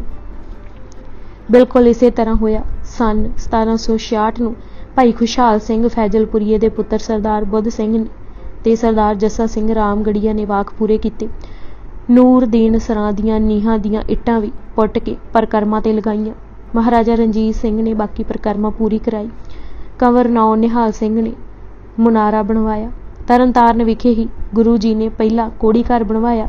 ਸਾਖੀ ਆਉਂਦੀ ਹੈ ਕਿ ਆਪ ਜੀ ਸੈਰ ਨੂੰ ਜਾ ਰਹੇ ਸਨ ਕਿ ਆਪ ਜੀ ਨੇ ਡਿੱਠਾ ਕਿ 4 ਆਦਮੀ ਇੱਕ ਆਦਮੀ ਨੂੰ ਜੋ ਪੀੜਾ ਨਾਲ ਕੁਰਰਾ ਰਿਹਾ ਹੈ ਧੱਕੋ ਜੋਰੀ ਲਈ ਜਾ ਰਹੇ ਹਨ। ਗੁਰੂ ਜੀ ਨੇ ਰੋਕ ਕੇ ਪੁੱਛਿਆ ਕਿ ਇਹ ਕੌਣ ਹੈ ਤੇ ਕਿੱਥੇ ਲੈ ਜਾਇਆ ਜਾ ਰਿਹਾ ਹੈ। ਉਹਨਾਂ ਦੱਸਿਆ ਕਿ ਉਹ ਮਨੁੱਖ ਉਹਨਾਂ ਦਾ ਪਿਤਾ ਹੈ ਜੋ ਮੁਰਾਦਪੁਰ ਦਾ ਚੌਧਰੀ ਹੈ। ਕਈ ਸਾਲਾਂ ਤੋਂ ਕੋਹੜ ਦੀ ਨਾਮਰਾਦ ਬਿਮਾਰੀ ਨਾਲ ਗ੍ਰਸਿਆ ਹੋਇਆ ਹੈ। ਕਈ ਇਲਾਜ ਕਰਵਾਏ ਹਨ ਪਰ ਵੱਲ ਨਹੀਂ ਹੋਇਆ। ਹੁਣ ਇਸ ਦੀ ਖਾਹਿਸ਼ ਮੁਤਾਬਕ ਬਿਆਸਾ ਵਿੱਚ ਪ੍ਰਵਾਹ ਕਰਨ ਲਈ ਲੈ ਕੇ ਜਾ ਰਹੇ ਹਾਂ। ਗੁਰੂ ਪਿਤਾ ਨੇ ਉਸ ਨੂੰ ਤਰਨਤਾਰਨ ਲੈ ਜਾਣ ਲਈ ਹੁਕਮ ਕੀਤਾ। ਤਰਨਤਾਰਨ ਲਿਆ ਕੇ ਇਸ਼ਨਾਨ ਕਰਾਇਆ, ਜਪਜੀ ਦਾ ਪਾਠ ਕੀਤਾ ਅਤੇ ਹੱਥੀਂ ਇਲਾਜ ਕੀਤਾ। ਕੁਝ ਦਿਨ ਵਿੱਚ ਹੀ 9 ਬਰ 9 ਹੋ ਗਿਆ ਤੇ ਸੁਖੀ ਜੀਵਨ ਗੁਜ਼ਾਰਨ ਲੱਗਾ। ਮਹਾਰਾਜ ਨੇ ਉੱਥੇ ਹੀ ਤਰਨਤਾਰਨ ਕੋੜੀ ਘਰ ਬਣਾਉਣ ਦਾ ਨਿਰਣਾ ਲਿਆ। ਮਹਿਮਾ ਪ੍ਰਕਾਸ਼ ਦੇ ਸ਼ਬਦਾਂ ਵਿੱਚ ਜਦ ਇਹ ਤਰਨਤਾਰਨ ਸਾਹਿਬ ਦਾ ਸਰੋਵਰ ਬਣ ਤਿਆਰ ਹੋਇਆ ਤਾਂ ਉਸ ਸਮੇਂ ਇੱਕ ਕੁਸ਼ਤੀ ਆਇਆ। 3 ਕਰ ਇਸ਼ਨਾਨ ਸੁਧ ਤਨ ਪਾਇਆ, ਕੁਸ਼ਤੀ ਦੁਖੀ ਤਹਿ ਰਹੇ ਸਭ ਕੋਈ, ਬਰਖ ਮਹਿ ਸੁਧ ਤਨ ਹੋਏ। ਇਹ ਵੀ ਕਹਿੰਦੇ ਹਨ ਕਿ ਤਰਨਤਾਰਨ ਦਾ ਸਰੋਵਰ ਪੱਕਾ ਹੋ ਰਿਹਾ ਸੀ ਅਤੇ ਗੁਰੂ ਅਰਜਨ ਦੇਵ ਜੀ ਇੱਕ ਕਿਨਾਰੇ ਬੈਠ ਸੇਵਾ ਕਰਵਾ ਰਹੇ ਸਨ ਕਿ ਇੱਕ ਜੋਗੀ ਆਇਆ ਤੇ ਗੁਰੂ ਜੀ ਨੂੰ ਕਹਿਣ ਲੱਗਾ, ਆਪ ਜੀ ਦਾ ਖਰਚ ਬਹੁਤ ਹੋ ਰਿਹਾ ਹੈ, ਜੇ ਠੀਕ ਸਮਝੋ ਤਾਂ ਮੇਰੇ ਪਾਸ ਮੇਰੀ ਜ਼ਿੰਦਗੀ ਦੀ ਕਮਾਈ ਇੱਕ ਪੋਟਲੀ ਵਿੱਚ ਰੱਖੀ ਹੈ। ਇਸ ਰਾਖ ਦੀ ਸਿਫਤ ਹੈ ਕਿ ਜੇ ਇਸ ਨੂੰ ਲੋਹੇ ਨਾਲ ਰਗੜਿਆ ਜਾਏ ਤਾਂ ਉਹ ਚਾਂਦੀ ਹੋ ਨਿਬੜਦਾ ਹੈ ਅਤੇ ਜੇ ਪਿੱਤਲ ਨਾਲ ਘਸਾਇਆ ਜਾਏ ਤਾਂ ਸੋਨਾ ਬਣ ਜਾਂਦਾ ਹੈ। ਮਹਾਰਾਜ ਨੇ ਇਹ ਸਿਫਤ ਸੁਣ ਪੁੱਛਿਆ ਕਿ ਜੋਗੀ ਕੋਈ ਹੋਰ ਗੁਣ ਵੀ ਇਸ ਰਾਖ ਵਿੱਚ ਹੈ ਤਾਂ ਉਸ ਕਿਹਾ ਕਿ ਜੇ ਇਸ ਦਾ ਇੱਕ ਕਿਣਕਾ ਜਲ ਵਿੱਚ ਸੁੱਟ ਦਿੱਤਾ ਜਾਵੇ ਤਾਂ ਪਾਣੀ ਦੀ ਤਾਸੀਰ ਹੋ ਜਾਂਦੀ ਹੈ ਅਤੇ ਇਸ਼ਨਾਨ ਕਰਦਿਆਂ ਕੋੜੀਆਂ ਦਾ ਕੋਹੜ ਦੂਰ ਹੋ ਜਾਂਦਾ ਹੈ। ਅਜੇ ਗੱਲ ਉਸ ਦੇ ਮੂੰਹ ਵਿੱਚ ਹੀ ਸੀ ਕਿ ਪਰ ਪੀਰ ਨਿਵਾਰਨ गुरु अर्जन देव जी ने सारी पोटली ही सरोवर विच सुट्टी। जद जोगी ने अफसोस भरी आ भरी तां महाराज ने फरमाया, गुण धन पदार्थ लई नहीं वरतने चाहिए, जीवन लोक भलाई लई ही लगाउणा चाहिदा है। फिर पिछों कोड़ियां लई वखरी बस्ती भी बना दित्ती। माझे विच कोड़ी नूं कोड़ी नहीं सी कहिंदे, निमाणा कहिंदे सन। नानक दा घर निमाणियां दा माण है। तरन ताਰਨ ਦੀ ਉਸਾਰੀ ਅਤੇ ਪੂਰਨਤਾ ਤੇ 5 ਸਾਲ ਲੱਗੇ ਸਨ। ਇਹਨਾਂ 5 ਸਾਲਾਂ ਵਿੱਚ ਤਰਨ ਤਾਰਨ ਸਿੱਖੀ ਦਾ ਉੱਘਾ ਕੇਂਦਰ ਬਣਿਆ ਗਿਆ। ਸਰਵਰ ਦੇ ਪੁਜਾਰੀ ਨਾ ਮਾਤਰ ਹੀ ਰਹਿ ਗਏ। ਚੌਧਰੀ ਲੰਗਾਹ ਦੀ ਸੇਵਾ ਵੀ ਮਹਾਨ ਸੀ। ਉਹ ਰੋਜ਼ ਝਬਾਲ ਤੋਂ ਦਹੀਂ ਲੈ ਕੇ ਗੁਰੂ ਜੀ ਦੇ ਭੋਜਨ ਲਈ ਪੁੱਜਦਾ ਸੀ। ਝੱਖੜ ਬੱਦਲ ਗਰਮੀ ਸਰਦੀ ਦੀ ਉਸ ਕਦੇ ਪ੍ਰਵਾਹ ਨਾ ਕੀਤੀ। ਲਾਹੌਰ ਜਦ ਗੁਰੂ ਜੀ ਸ਼ਹਾਦਤ ਦੇਣ ਗਏ ਤਾਂ 5 ਸਿੱਖਾਂ ਵਿੱਚੋਂ ਇੱਕ ਇਹ ਚੌਧਰੀ ਲੰਗਾਹ ਸੀ। ਸੇਵਾ ਕਰਦਿਆਂ ਵਿੱਚੋਂ ਪ੍ਰਚਾਰ ਹਿਤ ਰਾਮਦਾਸ ਵੀ ਗਏ। ਇਹ ਬਾਬਾ ਬੁੱਢਾ ਜੀ ਦਾ ਜਨਮ ਸਥਾਨ ਵੀ ਸੀ। ਪਿੰਡ ਰਾਮਦਾਸ ਦੀ ਸੰਗਤ ਨੇ ਬੇਨਤੀ ਕੀਤੀ ਕਿ ਬ੍ਰਾਹਮਣ ਸਦਾ ਹੀ ਕਹਿੰਦੇ ਰਹਿੰਦੇ ਹਨ ਕਿ ਜੀਵਾਂ ਤੇ ਦੁੱਖ ਗ੍ਰਹਿਾਂ ਦੀਆਂ ਚਾਲਾਂ ਕਰਕੇ ਵਾਪਰਦੇ ਹਨ। ਮਹਾਰਾਜ ਨੇ ਫਰਮਾਇਆ, ਗੁਰੂ ਨਾਨਕ ਦੇਵ ਜੀ ਨੇ ਸਾਨੂੰ ਨਾਮ ਬਖਸ਼ ਕੇ ਸਾਰੇ ਗ੍ਰਹਿ ਨਿਵਾਰਨ ਕਰ ਦਿੱਤੇ ਹਨ। ਕੋਈ ਗ੍ਰਹਿ ਸਾਡੇ ਤੇ ਅਸਰ ਨਹੀਂ ਕਰਦਾ। ਨਾਮ ਨਾਲ ਸਹਿਜ ਸੁੱਖ ਆ ਜਾਂਦਾ ਹੈ। ਇਹ ਸ਼ਗਨ ਅਪਸ਼ਗਨ ਗ੍ਰਹਿ ਆਦਿ ਅਗਿਆਨੀਆਂ ਅਤੇ ਗਾਫਲ ਲੋਕਾਂ ਲਈ ਹਨ। ਜਿਸ ਨੂੰ ਉਹ ਚਿੱਤ ਹੈ ਉਸ ਦਾ ਭੈ ਭਰਮ ਨਸ਼ਟ ਹੋ ਜਾਂਦਾ ਹੈ। ਬਾਬਾ ਸ਼੍ਰੀ ਚੰਦ ਜੀ ਜਦ ਅੰਮ੍ਰਿਤਸਰ ਆਏ ਤਾਂ ਗੁਰੂ ਰਾਮਦਾਸ ਜੀ ਨੇ ਨਿਮਰਤਾ ਦੀ ਹੱਦ ਦੱਸ ਕੇ ਬਾਬਾ ਜੀ ਨੂੰ ਹੈਰਾਨ ਕਰ ਦਿੱਤਾ ਸੀ ਅਤੇ ਸ਼੍ਰੀ ਚੰਦ ਨੇ ਇਹ ਫਰਮਾਇਆ ਸੀ ਕਿ ਇਸ ਗੁਰਗੱਦੀ ਦਾ ਮਾਲਕ ਉਹ ਹੀ ਹੋ ਸਕਦਾ ਹੈ ਜਿਸ ਵਿੱਚ ਇਤਨੀ ਹਲੀਮੀ ਤੇ ਮਿੱਠਤ ਹੈ। ਆਪ ਜੀ ਆਪੋ ਸ਼੍ਰੀ ਚੰਦ ਨੂੰ ਮਿਲਣ ਲਈ ਪਿੰਡ ਬਾਰਠ ਗਏ। ਬਾਬਾ ਜੀ ਦੀ ਆਯੂ ਉਸ ਸਮੇਂ 95 ਦੇ ਲਗਭਗ ਸੀ। ਆਪ ਜੀ ਗੁਰੂ ਅਰਜਨ ਦੇਵ ਜੀ ਦੀ ਨਿਮਰਤਾ ਮਿੱਠਤ ਅਤੇ ਵਿਦਵਤਾ ਦੇਖ ਕੇ ਇਤਨੇ ਪ੍ਰਸੰਨ ਹੋਏ ਤੇ ਕਿਹਾ, ਤੁਹਾਡਾ ਬੁਰਾ ਚਿਤਵਣ ਵਾਲਾ ਕੋਈ ਨਹੀਂ ਰਹੇਗਾ। ਤੁਹਾਡੀ ਬਾਣੀ ਦੁਨੀਆ ਭਰ ਵਿੱਚ ਮਾਣ ਪਾਏਗੀ ਅਤੇ ਹਰ ਹਿਰਦੇ ਵਿੱਚ ਗੂੰਜੇਗੀ ਅਤੇ ਕਲਿਆਣਕਾਰੀ ਹੋਵੇਗੀ। ਉੱਥੋਂ ਗੁਰੂ ਜੀ ਬਿਆਸ ਦੇ ਕੰਢੇ ਕੰਢੇ ਪਿੰਡਾਂ ਵਿੱਚ ਸੰਗਤਾਂ ਕਾਇਮ ਕਰਦੇ, ਗੌਰ ਮੜੀ ਮੱਠ ਦੀ ਪੂਜਾ ਤੋਂ ਵਰਜਦੇ, ਖੂਹ ਲਗਾਉਂਦੇ ਅਤੇ ਜਿੱਥੇ ਦੇਖਦੇ ਕਿ ਇੱਕ ਖੂਹ ਨਾਲ ਕਾਰਜ ਨਹੀਂ ਸਰਦਾ ਉੱਥੇ ਸਾਂਝਾ ਖੂਹ ਪਟਵਾ ਕੇ ਕਈ ਹਰਟ ਲਗਵਾ ਦਿੰਦੇ। ਇਸ ਨਾਲ ਇੱਕ ਤਾਂ ਪੇਂਡੂਆਂ ਵਿੱਚ ਸਾਂਝੀ ਵਾਲਤਾ ਜਾਗਦੀ, ਦੂਜੇ ਪਏ ਵੈਰ ਮੁੱਕਦੇ। ਰੋਗੀਆਂ ਲਈ ਦਵਾ ਦਾਰੂ ਦਾ ਪ੍ਰਬੰਧ ਕਰਦੇ। ਕਈ ਥਾਂ ਧਰਮਸ਼ਾਲਾ ਬਣਵਾ ਕੇ ਬਕਾਲਾ ਤੋਂ ਹੁੰਦੇ ਹੋਏ ਗੋਇੰਦਵਾਲ ਦੇ ਪੱਤਨ ਤੋਂ ਹੀ ਪਾਰ ਕਰਕੇ ਸੁਲਤਾਨਪੁਰ ਦੁਆਬੇ ਪੁੱਜੇ। ਸੁਲਤਾਨਪੁਰ ਨੂੰ ਭਾਈ ਗੁਰਦਾਸ ਜੀ ਨੇ ਭਗਤ ਭੰਡਾਰਾ ਕਿਹਾ ਹੈ। ਭਾਈ ਕਾਲੂ ਚਾਊ ਅਤੇ ਬੰਬੀਆਂ ਜਿਸ ਨੂੰ ਸਦਾ ਸ਼ਬਦ ਨਾਲ ਹੀ ਪਿਆਰ ਸੀ। ਭਾਈ ਹੇਮਾ ਕਪਾਹੀ, ਭਾਈ ਗੋਬਿੰਦ ਕਈ ਜੋ ਗੁਰੂ ਦੀ ਸਿੱਖਿਆ ਪਾ ਪੁੱਗੇ ਹੋਏ ਸਨ। ਰਬਾਬੀ ਟੋਡਾ, ਭਿੱਖਾ ਜੀ ਵਾਰਾਂ ਗਾ ਗਾ ਗੁਰੂ ਜਸ ਸੁਣਾਉਂਦੇ ਸਨ। ਭਾਈ ਰਾਮੂ ਕੋਹਲੀ ਜੋ ਗੁਰਮੁਖ ਕਰਕੇ ਜਾਣੇ ਜਾਂਦੇ ਸਨ। ਭਾਈ ਨਿਹਾਲੂ ਜੋ ਦਿਨ ਰਾਤ ਗੁਰੂ ਸੇਵਾ ਵਿੱਚ ਜੁਟੇ ਰਹਿੰਦੇ ਸਨ। ਭਾਈ ਛੱਜੂ ਭੱਲਾ ਤੇ ਸਾਈਂ ਦਿੱਤਾ ਜਿਨ੍ਹਾਂ ਕਦੇ ਸਾਧ ਸੰਗਤ ਨਹੀਂ ਖੁੰਝਾਈ ਸੀ। ਭਾਈ ਤੁਲਸਾ ਵਹੂਰਾ ਭਗਤ ਕਰ ਵਜਦੇ ਸਨ। ਭਾਈ ਦਮੋਦਰ ਤੇ ਭਾਈ ਅਕਾਲ ਜੋ ਗੁਰੂ ਤੋਂ ਸਭ ਕੁਝ ਨਿਸ਼ਾਵਰ ਕਰ ਚੁੱਕੇ ਸਨ ਅਤੇ ਭਾਈ ਭਾਨਾ ਜੋ ਗੁਰੂ ਦਰਬਾਰ ਦੀ ਹਾਜ਼ਰੀ ਗੁਰੂ ਅਮਰਦਾਸ ਜੀ ਸਮੇਂ ਤੋਂ ਭਰ ਰਹੇ ਸਨ। ਗੁਰੂ ਜੀ ਨੂੰ ਸੰਗਤਾਂ ਸਮੇਤ ਅੱਗੋਂ ਲੈਣ ਆਏ। ਇਹਨਾਂ ਸਭਨਾਂ ਨੂੰ ਇਤਨਾ ਚਾਅ ਚੜਿਆ ਕਿ ਗੁਰੂ ਜੀ ਨੂੰ ਉੱਥੇ ਹੀ ਪੱਕਾ ਟਿਕਾਣਾ ਕਰਨ ਲਈ ਕਿਹਾ। ਵੇਈ ਨਦੀ ਤੇ ਹੱਠ ਸਾਹਿਬ ਦੇ ਅਸਥਾਨ ਗੁਰੂ ਜੀ ਨੇ ਆਪਣੇ ਹੱਥੀਂ ਹੋਰ ਵੱਡੇ ਕਰਵਾਏ। ਉੱਥੇ ਹੀ ਡੱਲਾ ਦੀ ਸੰਗਤ ਆਪਣੇ ਪਿੰਡ ਲੈ ਜਾਣ ਲਈ ਪੁੱਜ ਗਈ। ਭਾਈ ਗੁਰਦਾਸ ਜੀ ਨੇ ਡੱਲਾ ਨਿਵਾਸੀ ਸੰਗਤ ਨੂੰ ਵੀ ਭਾਰੀ ਕਹਿ ਕੇ ਸਨਮਾਨ ਦਿੱਤਾ ਹੈ। ਗੁਰੂ ਅਮਰਦਾਸ ਜੀ ਦੇ ਸਮੇਂ ਤੋਂ ਕਈ ਸਿੱਖ ਗੁਰੂ ਚਰਨਾਂ ਦੇ ਭੌਰੇ ਬਣੇ ਹੋਏ ਸਨ। ਉਹਨਾਂ ਵਿੱਚੋਂ ਜੋ ਕੋਈ ਵਡੇਰੀ ਉਮਰ ਦੇ ਸਨ ਹਿੱਤ ਕਰਕੇ ਗੁਰੂ ਜੀ ਨੂੰ ਡੱਲਾ ਲੈ ਗਏ। ਸਿੱਖ ਇਤਿਹਾਸ ਨੇ ਭਾਈ ਪ੍ਰਿਥੀ ਜੀ ਅਤੇ ਤੁਲਸਾ ਜਿਨ੍ਹਾਂ ਦੀ ਸੇਵਾ ਦੀ ਬਹੁਤ ਚਰਚਾ ਸੀ। ਭਾਈ ਰਾਮੂ ਜੋ ਸ਼ਬਦ ਦੇ ਉੱਚ ਕੋਟੀ ਦੇ ਵਿਆਖਿਆਕਾਰ ਸਨ। ਭਾਈ ਮੋਹਨ ਜੀ ਜੋ ਨਿਮਰਤਾ ਦੀ ਮੂਰਤ ਸਨ। ਭਾਈ ਸਹਾਰੂ ਜੀ ਜੋ ਸਿੱਖ ਆਵੇ ਉਸ ਦੇ ਮੈਲੇ ਵਸਤਰ ਧੋਂਦੇ ਤੇ ਪਾਟੇ ਸੀਵਦੇ ਅਤੇ ਐਸਾ ਭਗਤੀ ਰੰਗ ਚਾੜਿਆ ਕਿ ਮਨ ਹੀ ਉਸ ਨਾਲ ਸੀਤਾ ਗਿਆ। ਭਾਈ ਪਾਂਦਾ ਜੀ ਜੋ ਗੁਰੂ ਉਪਦੇਸ਼ ਮਨ ਗੁਰਬਾਣੀ ਕਥਾ ਕੀਰਤਨ ਕਰ ਸੰਗਤਾਂ ਨੂੰ ਸੁਣਾਉਂਦੇ ਅਤੇ ਪੋਥੀ ਗੁਟਕਾ ਲਿਖ ਵੰਡਦੇ ਰਹਿੰਦੇ ਸਨ ਦਾ ਉਚੇਚਾ ਜ਼ਿਕਰ ਕੀਤਾ ਹੈ। ਮਹਿਮਾ ਪ੍ਰਕਾਸ਼ ਨੇ ਵੀ ਡੱਲਾ ਸ਼ਹਿਰ ਰਤਨੋਂ ਕੀ ਖਾਨ ਤਹਾਂ ਭਏ ਸਿੱਖ ਗੁਰਮੁਖ ਪ੍ਰਮਾਣ ਲਿਖ ਕੇ ਡੱਲੇ ਦੀ ਸੰਗਤ ਨੂੰ ਆਦਰ ਦਿੱਤਾ ਹੈ। ਉਹਨਾਂ ਇੱਛਾ ਪ੍ਰਗਟ ਕੀਤੀ ਕਿ ਦੁਆਬੇ ਵਿੱਚ ਕੋਈ ਟਿਕਾਣਾ ਬਣਾਉਣਾ ਜ਼ਰੂਰੀ ਹੈ। ਮਾਝੇ ਵਿੱਚ ਤਾਂ ਜੋਤ ਜਗ ਪਈ ਹੈ, ਪਰ ਦੁਆਬਾ ਅਜੇ ਵਾਂਝਾ ਹੈ। ਡੱਲਾ ਵਿਖੇ ਹੀ ਜਲੰਧਰ ਦੇ ਨਵਾਬ ਸਈਦ ਅਜੀਮ ਖਾਨ ਨੇ ਆ ਕੇ ਦਰਸ਼ਨ ਕੀਤੇ। ਉਹ ਗੁਰੂ ਦੇ ਮਿੱਠੇ ਪ੍ਰਚਾਰ, ਸਾਂਝੇ ਲੰਗਰ ਅਤੇ ਹਰ ਇੱਕ ਨਾਲ ਬਿਨਾਂ ਵਿਤਕਰੇ ਦੇ ਇੱਕੋ ਜਿਹਾ ਪਿਆਰ ਹੁੰਦਾ ਦੇਖ ਪ੍ਰਭਾਵਿਤ ਹੋਇਆ। ਉਸ ਦੀ ਪੁੱਛ ਕਿ ਮਜ਼ਹਬ ਕਿਹੜਾ ਚੰਗਾ ਹੈ ਦਾ ਉੱਤਰ ਦੇਂਦੇ ਗੁਰੂ ਜੀ ਨੇ ਫਰਮਾਇਆ ਕਿ ਜਿਨ੍ਹਾਂ ਦੇ ਭਰਮ ਨਿਕਲ ਜਾਂਦੇ ਹਨ ਉਹਨਾਂ ਲਈ ਅੱਲਾ ਤੇ ਪਾਰ ਬ੍ਰਹਮ ਵਿੱਚ ਕੋਈ ਫਰਕ ਨਹੀਂ ਰਹਿੰਦਾ। ਭਗਤੀ ਹੋਵੇ ਜਾਂ ਬੰਦਗੀ ਉਸ ਦੀ ਮਿਹਰ ਨਾਲ ਹੀ ਮਿਲਦੀ ਹੈ। ਭਗਤ ਨਿਰਾਲੀ ਅੱਲਾ ਦੀ ਜਾਪੇ ਗੁਰ ਵਿਚਾਰ, ਗੁਰੂ ਅਮਰਦਾਸ ਜੀ ਫਰਮਾ ਗਏ ਹਨ। ਇਸ ਨਿਰਾਲੀ ਭਗਤੀ ਨਾਲ ਜੋ ਸਿੱਖਾਂ ਨੇ ਅਪਣਾਉਣੀ ਹੈ, ਜਗਤ ਬਾਬਤ ਹੀ ਦ੍ਰਿਸ਼ਟੀ ਬਦਲ ਜਾਂਦੀ ਹੈ। ਇਹ ਸਾਰਾ ਜਗਤ ਉਸ ਦੀ ਖਿੜੀ ਹੋਈ ਬਸੰਤ ਲੱਗਦਾ ਹੈ। ਫਿਰ ਕੋਈ ਕਿਸੇ ਨੂੰ ਮੰਦਾ ਨਹੀਂ ਕਹਿੰਦਾ। ਆਪ ਬਸੰਤ ਜਗਤ ਸਭ ਵਾੜੀ, ਨਾਨਕ ਪੂਰੇ ਭਾਗ ਭਗਤ ਨਿਰਾਲੀ। ਇੱਕ ਹੋਰ ਵਿਆਖਿਆ ਲਈ ਆਪ ਜੀ ਨੇ ਰਾਮਕਲੀ ਰਾਗ ਵਿੱਚ ਸ਼ਬਦ ਉਚਾਰਿਆ, ਜਿਸ ਦੀਆਂ ਪੌੜੀਆਂ ਤੇ ਆਖਰੀ ਤੁਕਾਂ ਇਸ ਪ੍ਰਕਾਰ ਹਨ। ਕਾਰਨ ਕਰਨ ਕਰੀਮ, ਸਰਬ ਪ੍ਰਤਿਪਾਲ ਰਹੀਮ, ਅੱਲਾ ਅੱਲਾ ਅਪਾਰ, ਖੁਦ ਖਵਾਏ ਵੱਡ ਬੇਸ਼ੁਮਾਰ, ਮਿਹਰ ਦਿਆ ਕਰ ਕਰਨੇ ਹਾਰ, ਭਗਤ ਬੰਦਗੀ ਦੇਹ ਸਿਰਜਨਹਾਰ, ਕਹਿ ਨਾਨਕ ਗੁਰ ਖੋਏ ਭਰਮ, ਏਕੋ ਅੱਲਾ ਪਾਰ ਬ੍ਰਹਮ। ਸਈਦ ਅਜੀਮ ਖਾਨ ਨੇ ਹੱਥ ਜੋੜ ਬੇਨਤੀ ਕੀਤੀ ਕਿ ਜਲੰਧਰ ਨੇੜੇ ਉਸ ਦੀ ਨਿੱਜੀ ਜ਼ਮੀਨ ਹੈ, ਉੱਥੇ ਧਰਮਸ਼ਾਲ, ਮਹਿਲ ਅਤੇ ਦੀਵਾਨਖਾਨਾ ਬਣਾਓ। ਗੁਰੂ ਜੀ ਵੀ ਚਾਹੁੰਦੇ ਸਨ ਕਿ ਦੁਆਬੇ ਵਿੱਚ ਕੋਈ ਧਰਮ ਸਥਾਨ ਹੋਣਾ ਚਾਹੀਦਾ ਹੈ, ਜਿੱਥੋਂ ਦੁਆਬੇ ਦੇ ਸਿੱਖ ਰੌਸ਼ਨੀ ਲੈ ਸਕਣ। ਭਾਈ ਮੰਝ ਦੇ ਪ੍ਰਚਾਰ ਸਦਕਾ ਸਿੱਖੀ ਲਈ ਵਾਤਾਵਰਨ ਸੁਖਾਵਾਂ ਹੋ ਗਿਆ। ਮਕਾਲਫ ਦਾ ਕਹਿਣਾ ਹੈ ਕਿ ਗੁਰੂ ਜੀ ਨੇ ਕਰਤਾਰਪੁਰ ਵਾਲੀ ਥਾਂ ਖਰੀਦੀ ਸੀ। ਨਵਾਬ ਨੇ ਜ਼ਰੂਰ ਅਰਜ਼ ਗੁਜ਼ਾਰੀ ਸੀ, ਪਰ ਗੁਰੂ ਜੀ ਜਾਣਦੇ ਸਨ ਕਿ ਪਿੱਛੋਂ ਕਈ ਅੜਿੱਕੇ ਪੈਂਦੇ ਹਨ। ਜੋ ਜ਼ਮੀਨ ਖਰੀਦ ਕੇ ਨਗਰ ਦੀ ਨੀਂਹ ਦਸੰਬਰ 1594 ਨੂੰ ਰੱਖੀ। ਮੋੜੀ ਗੱਡਣ ਦੀ ਥਾਂ ਇੱਕ ਬਹੁਤ ਪੁਰਾਣੀ ਅਤੇ ਵੱਡੀ ਟਾਹਲੀ ਕਟਵਾ ਕੇ ਵੱਡਾ ਉੱਚਾ ਥੰਮ ਗੜਵਾਇਆ। ਜਦ ਇਹ ਟਾਹਲੀ ਵਾਲੀ ਮੋੜੀ ਗੱਡੀ ਜਾ ਰਹੀ ਸੀ ਤਾਂ ਕਹਿੰਦੇ ਹਨ ਕਿ ਚੌਧਰੀ ਦੀ ਪੱਗ ਉਤਰ ਗਈ।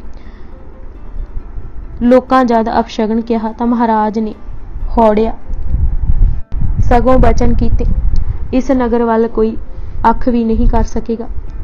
ਚੜੀ ਆਵੇਗੀ ਤੇ ਉੱਤਰ ਜਾਵੇਗੀ। ਪਿੱਛੋਂ ਜਲੰਧਰ ਦੇ ਨਵਾਬ ਨਾਸਰਦੀਨ ਨੇ ਸੰਨ 1754 ਨੂੰ ਇਸ ਮੋੜੀ ਨੂੰ ਪਟਵਾਇਆ ਅਤੇ ਸੋਢੀ ਵਡਭਾਗ ਸਿੰਘ ਨੂੰ ਉੱਥੋਂ ਕੱਢਿਆ, ਪਰ 2 ਸਾਲ ਬਾਅਦ ਹੀ ਖਾਲਸੇ ਨੇ ਨਾਸਰਦੀਨ ਨੂੰ ਮਾਰ ਮੁਕਾਇਆ ਅਤੇ ਇਲਾਕਾ ਸੁਤੰਤਰ ਕੀਤਾ। ਗੁਰੂ ਜੀ ਨੇ ਕਰਤਾਰਪੁਰ ਹੀ ਮਾਤਾ ਗੰਗਾ ਜੀ ਦੇ ਨਾਂ ਦਾ ਖੂਹ ਲਗਵਾਇਆ, ਜਿਸ ਨੂੰ ਗੰਗਸਰ ਕਹਿੰਦੇ ਹਨ।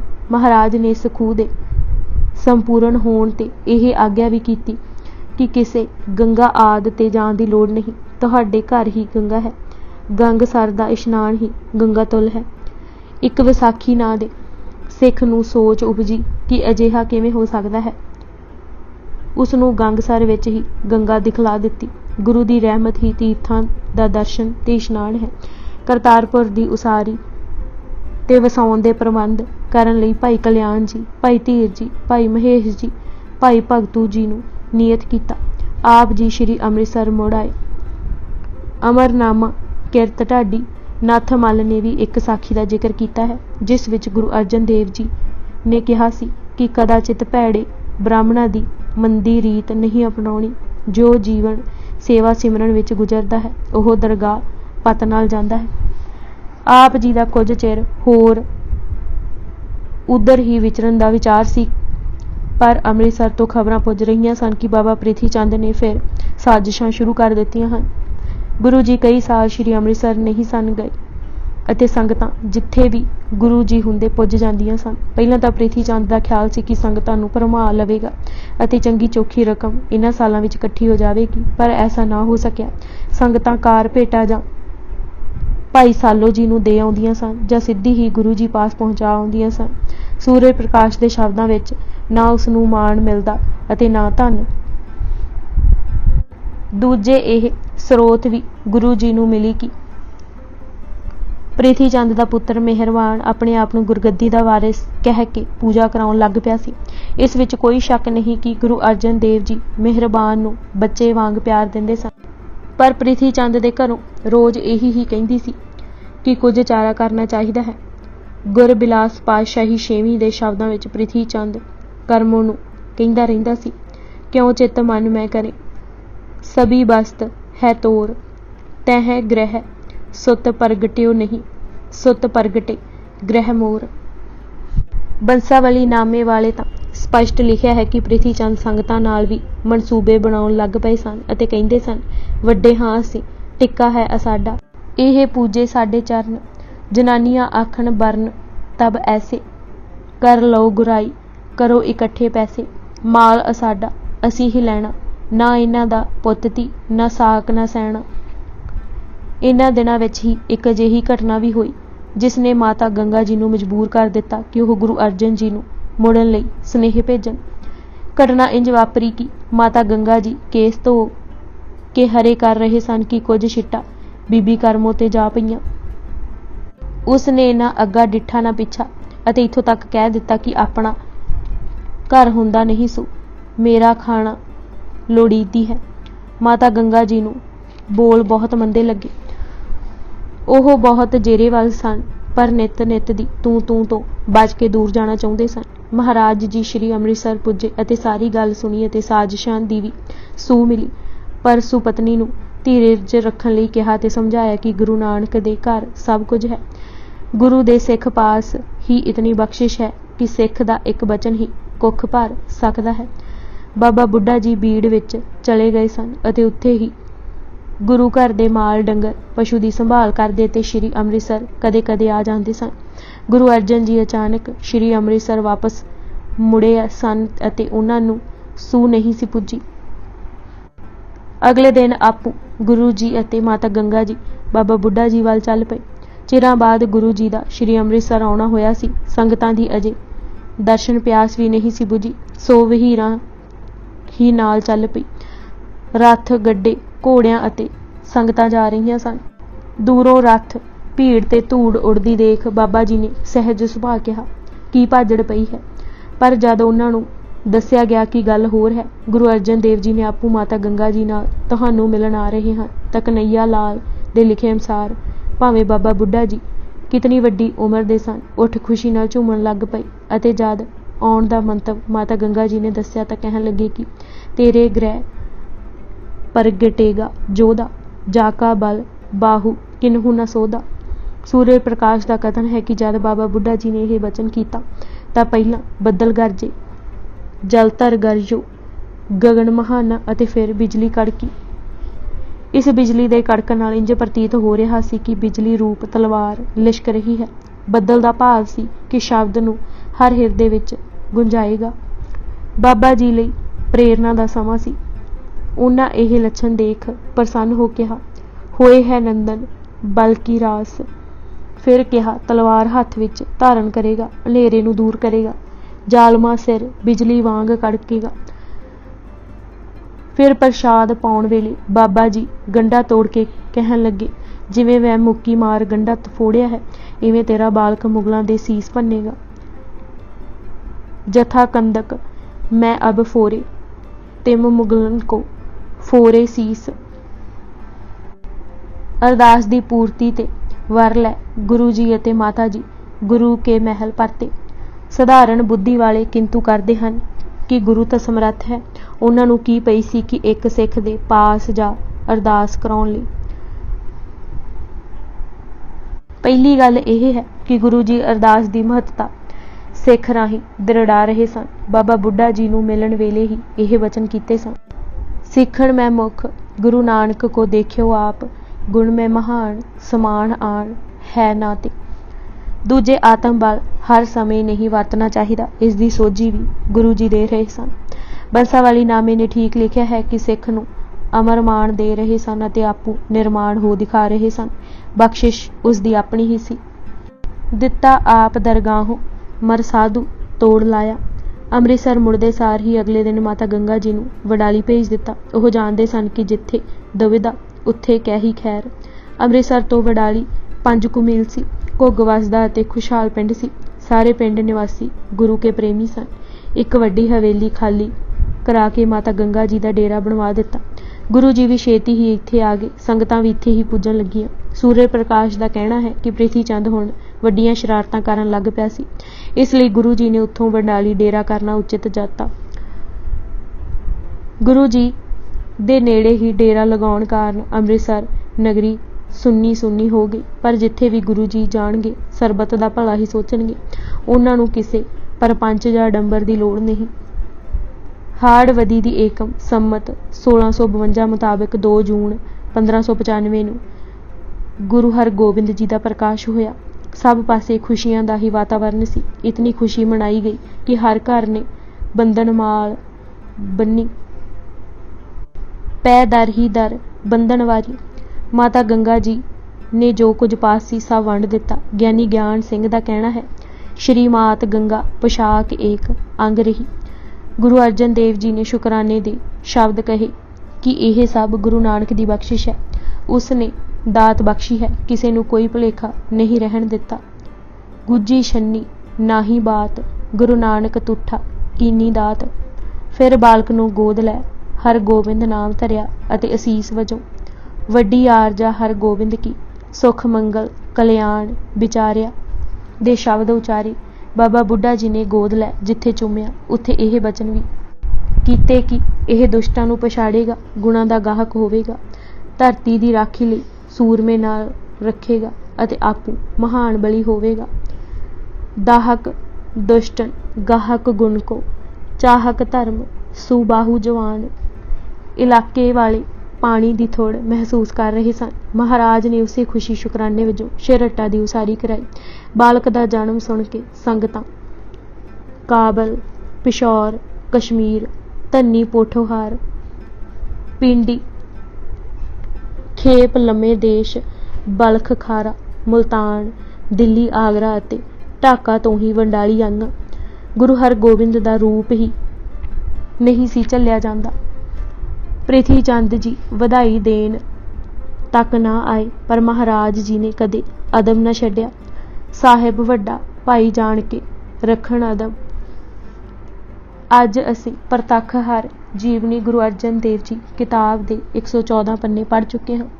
ਬਾਕੀ ਦੀ ਕਿਤਾਬ ਅਸੀਂ ਅਗਲੇ ਭਾਗ ਵਿੱਚ ਪੜ੍ਹਾਂਗੇ। ਵਾਹਿਗੁਰੂ ਜੀ ਕਾ ਖਾਲਸਾ, ਵਾਹਿਗੁਰੂ ਜੀ ਕੀ ਫਤਿਹ।